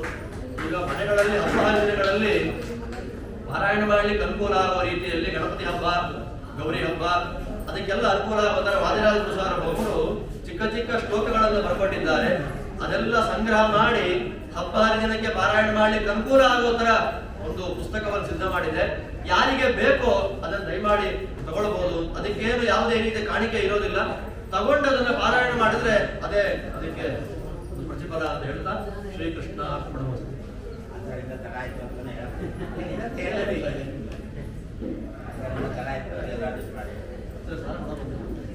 ಪ್ರಮಾಣ ಪಾರಾಯಣ ಸರ್ವತಂತ್ರ ಸ್ವತಂತ್ರ ಶ್ರೀಮದ್ ವೈಷ್ಣವ ಸಿದ್ಧಾಂತ ಪ್ರತಿಷ್ಠಾಪನಾಚಾರ್ಯ ಪೂರ್ಣಚಂದ್ರಮ ಶಿಷ್ಯ ನಿಖರ ಜ್ಞಾನ ತಿಮಿರ ಮಾರ್ಗಾಂಡ ಪರಾಪರ ತತ್ವಬೋಧಕ ಪ್ರತಿಷ್ಠಾಪಕ ಅನೇಕಾಗ್ರಹಾರ ತಟಾಕ ನಿರ್ಮಾಪಕ ಲಕ್ಷ ದ್ವಿಜ ಕುಟುಂಬ ಸಂರಕ್ಷಕ ದೇವಾಲಯಾನಿ ಮರ್ಯಾದಾ ಜನಿತ ದಿಗಂತ ಪರ್ಯಾಪ್ತೇಕಸ್ಕ ಸರ್ವಾದಿ ಮತೆ ವನಸ್ಕಕ ವಿಧಾನ ಯುಕ್ತಿ ಕಲಾಪ ತಾತ್ಪರ್ಯ ಚಂದ್ರಿಕಾ ನ್ಯಾಯಾಮೃತರ್ಕ ದಾಂಡವಾಕ್ಯ ಮೇಲ ಕೃತಿ ನಿರ್ಮಾಪಕ ಶ್ರೀಮನ್ಮೂಲ ಗೋಪಾಲ ಕೃಷ್ಣ ಭಟ್ಟಾಭಿರಾಮ ವೇದವ್ಯಾಸ ಪಾದ ಪದ್ಮಾರಾಧಕ ವಿಜಯನಗರ ಕರ್ನಾಟಕ ಸಾಮ್ರಾಜ್ಯ ಶಕ್ತವರ್ತಿ ಪೋಷಕ ವಿಜಯೇಂದ್ರ ವಾದಿರಾಜ ಪುರಂದರ ದಾಸಾಜ ಶಿಷ್ಯೋಪದೇಶಕ ಹರಿದಾಸಗೌಡ ಪ್ರತಿಷ್ಠಾಪಕ ಕರ್ನಾಟಕ ಸಂಗೀತ ವಿದ್ಯಾ ಸಂಪ್ರದಾಯ ಪ್ರವರ್ತಕ ರಾಜಾಧಿರಾಜ ಜಗ ಜಗತ್ವರ ಕರ್ನಾಟಕ ರತ್ನ ಸಿಂಹಾಸನಾಧಿಷ್ಠಿತ ಶ್ರೀ ಶ್ರೀ ವ್ಯಾಸರಾಜ ಮಹಾಪ್ರಭು ಸ್ವಾಮಿ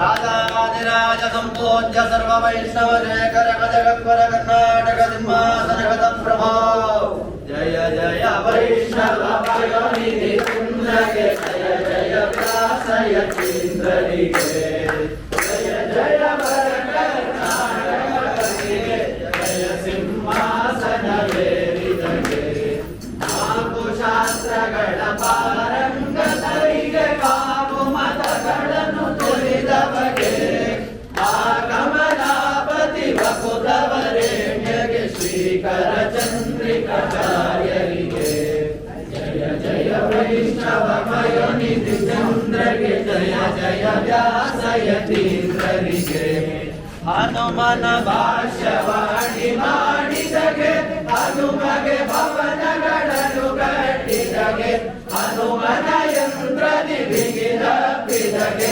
ಮುನಿತ್ರಯದಲ್ಲಿ ಸೇರಿದ ದೊರೆಗೆ ಜಯ ಜಯ ವೈಷ್ಣವ ಪಯೋನಿಧಿ ಚಂದ್ರಗೆ ಜಯ ಜಯ ವ್ಯಾಸಯತೀಂದ್ರರಿಗೆ ಚಕ್ರಧರನ ಸುಳುಗಳ ತಿಳಿದವಗೆ ಮತಗಳನ್ನು ಮಾಡಿದವಗೆ ವಾಗ್ರಯುಕುತಿಗಳನ್ನು ಕಡಗೈಯುವ ಕರ್ಕಮಾಂಡವದಿ ನಲಿದವಗೆ ಜಯ ಜಯ ವೈಷ್ಣವ ಪಯೋನಿಧಿ ಚಂದ್ರಗೆ ಜಯ ಜಯ ವ್ಯಾಸಯತೀಂದ್ರನಿಗೆ ಮಾಯಾವಾದಿಗಳನ್ನು ಗೆಲ್ಲಿದವಗೆ ಶ್ರೀಯ ಮತವ ಸ್ಥಾಪಿಸಿದವಗೆ ನ್ಯಾಯಾಮೃತಧಾರೆಯ ಅಭಿಷೇಕದಿ ಆಯದು ಪತಿಯನ್ನು ಕೊಡಿಸಿದಗೆ ಜಯ ಜಯ ವೈಷ್ಣವ ಪಯೋನಿಧಿ ಚಂದ್ರಗೆ ಜಯ ಜಯ ವ್ಯಾಸಯತೀಂದ್ರನಿಗೆ ಕೃಷ್ಣ ದೇವರಾಯನ ಕುಲಪತಿಗೆ ಕರ್ಣದ ಗುಹಯೋಗವ ಕಳೆದವಗೆ ಇಷ್ಟ ಜನಗಳಿಗೆ ಇಷ್ಟಾರ್ಥಗಳನ್ನು ದೃಷ್ಟಿಯ ಕೈವ ಪ್ರಸನ್ನರಿಗೆ ಶ್ರೇಷ್ಠ ಜನಗಳಿಗೆ ಇಷ್ಟಾರ್ಥಗಳನ್ನು ದೃಷ್ಟಿಯ ಕೈವ ಪ್ರಸನ್ನರಿಗೆ ಜಯ ಜಯ ವೈಷ್ಣವ ಪಯೋನಿಧಿ ಚಂದ್ರಗೆ ಜಯ ಜಯ ವ್ಯಾಸಯತೀಂದ್ರರಿಗೆ ಜಯ ಜಯ ವರ ಕರ್ನಾಟಕ ಪತಿಗೆ ಜಯ ಸಿಂಹಾಸನವೇರಿದಗೆ ಶ್ರೀಮನ್ಮೂಲ ಗೋಪಾಲ ಕೃಷ್ಣ ಮೂಲ ಭಟ್ಟಾಭಿರಾಮ ವೇದವ್ಯಾಸ ಆನಂದ ತೀರ್ಥ ವಿದ್ಯಾರತ್ನಾಕರ ತೀರ್ಥ ಪ್ರತಿ ವರ್ಷನೂ ಬಂದು ಪೂಜ್ಯ ಗುರುಗಳ ಅನೇಕ ಮಹಿಮೆಗಳು ಅವರ ದೃಷ್ಟಾಂತಗಳು ಅವರ ಕೃತಿಗಳ ಚಿಂತನೆಯನ್ನ ನಡೆಸಿಕೊಡುವ ಮೂಲಕ ಜ್ಞಾನ ಕಾರ್ಯವನ್ನು ನಡೆಸಿಕೊಡ್ಬೇಕು ಅಂತ ಹೇಳಿ ಅವ್ರನ್ನ ಕೇಳ್ಕೊಳ್ತಾ ಈಗ ನಮ್ಮ ದೇವಿ ಶ್ಯಾಮಾಚಾರ್ಯರ ಮಹಾತ್ಮಗ್ರಂಥ ಪ್ರಕಾಶನದ ವತಿಯಿಂದ ಲೋಕಾರ್ಪಣೆಗೊಂಡಿರುವಂತಹ ಸಿಂಹಶಕ್ತಿಯ ಸಾರ ಸಂಗ್ರಹವನ್ನು ದಯವಿಟ್ಟು ಒಬ್ಬೊಬ್ಬರು ಒಂದು ಕುಟುಂಬಕ್ಕೆ ಒಂದೊಂದು ಪುಸ್ತಕದ ರೂಪವಾಗಿ ಒಂದೊಂದು ಕುಟುಂಬಕ್ಕೆ ಒಂದೊಂದು ಪುಸ್ತಕದ ರೂಪವಾಗಿ ಆಚಾರ್ಯರಿಂದ ಮಂತ್ರಾಕ್ಷರದ ಒಂದು ಪುಸ್ತಕವನ್ನು ಸ್ವೀಕರಿಸಬೇಕು. ಸಾಲಾಗಿ ಬನ್ನಿ, ದಯವಿಟ್ಟು ಒಂದು ಕಡೆಯಿಂದ ಸಾಲಾಗಿ ಬಂದು ಮಂತ್ರಾಕ್ಷರ ತಗೊಂಡು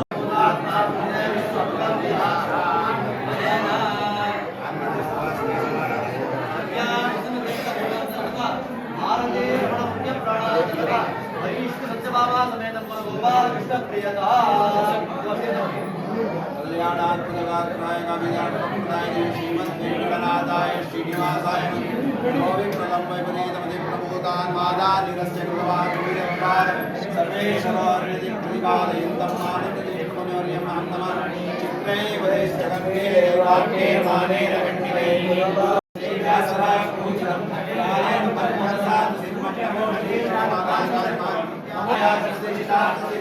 तपो विद्या विरक्त्यादि सद्गुणो गाकरानहं वादिराजगुरुं वन्दे हयग्रीवराष्ट्रया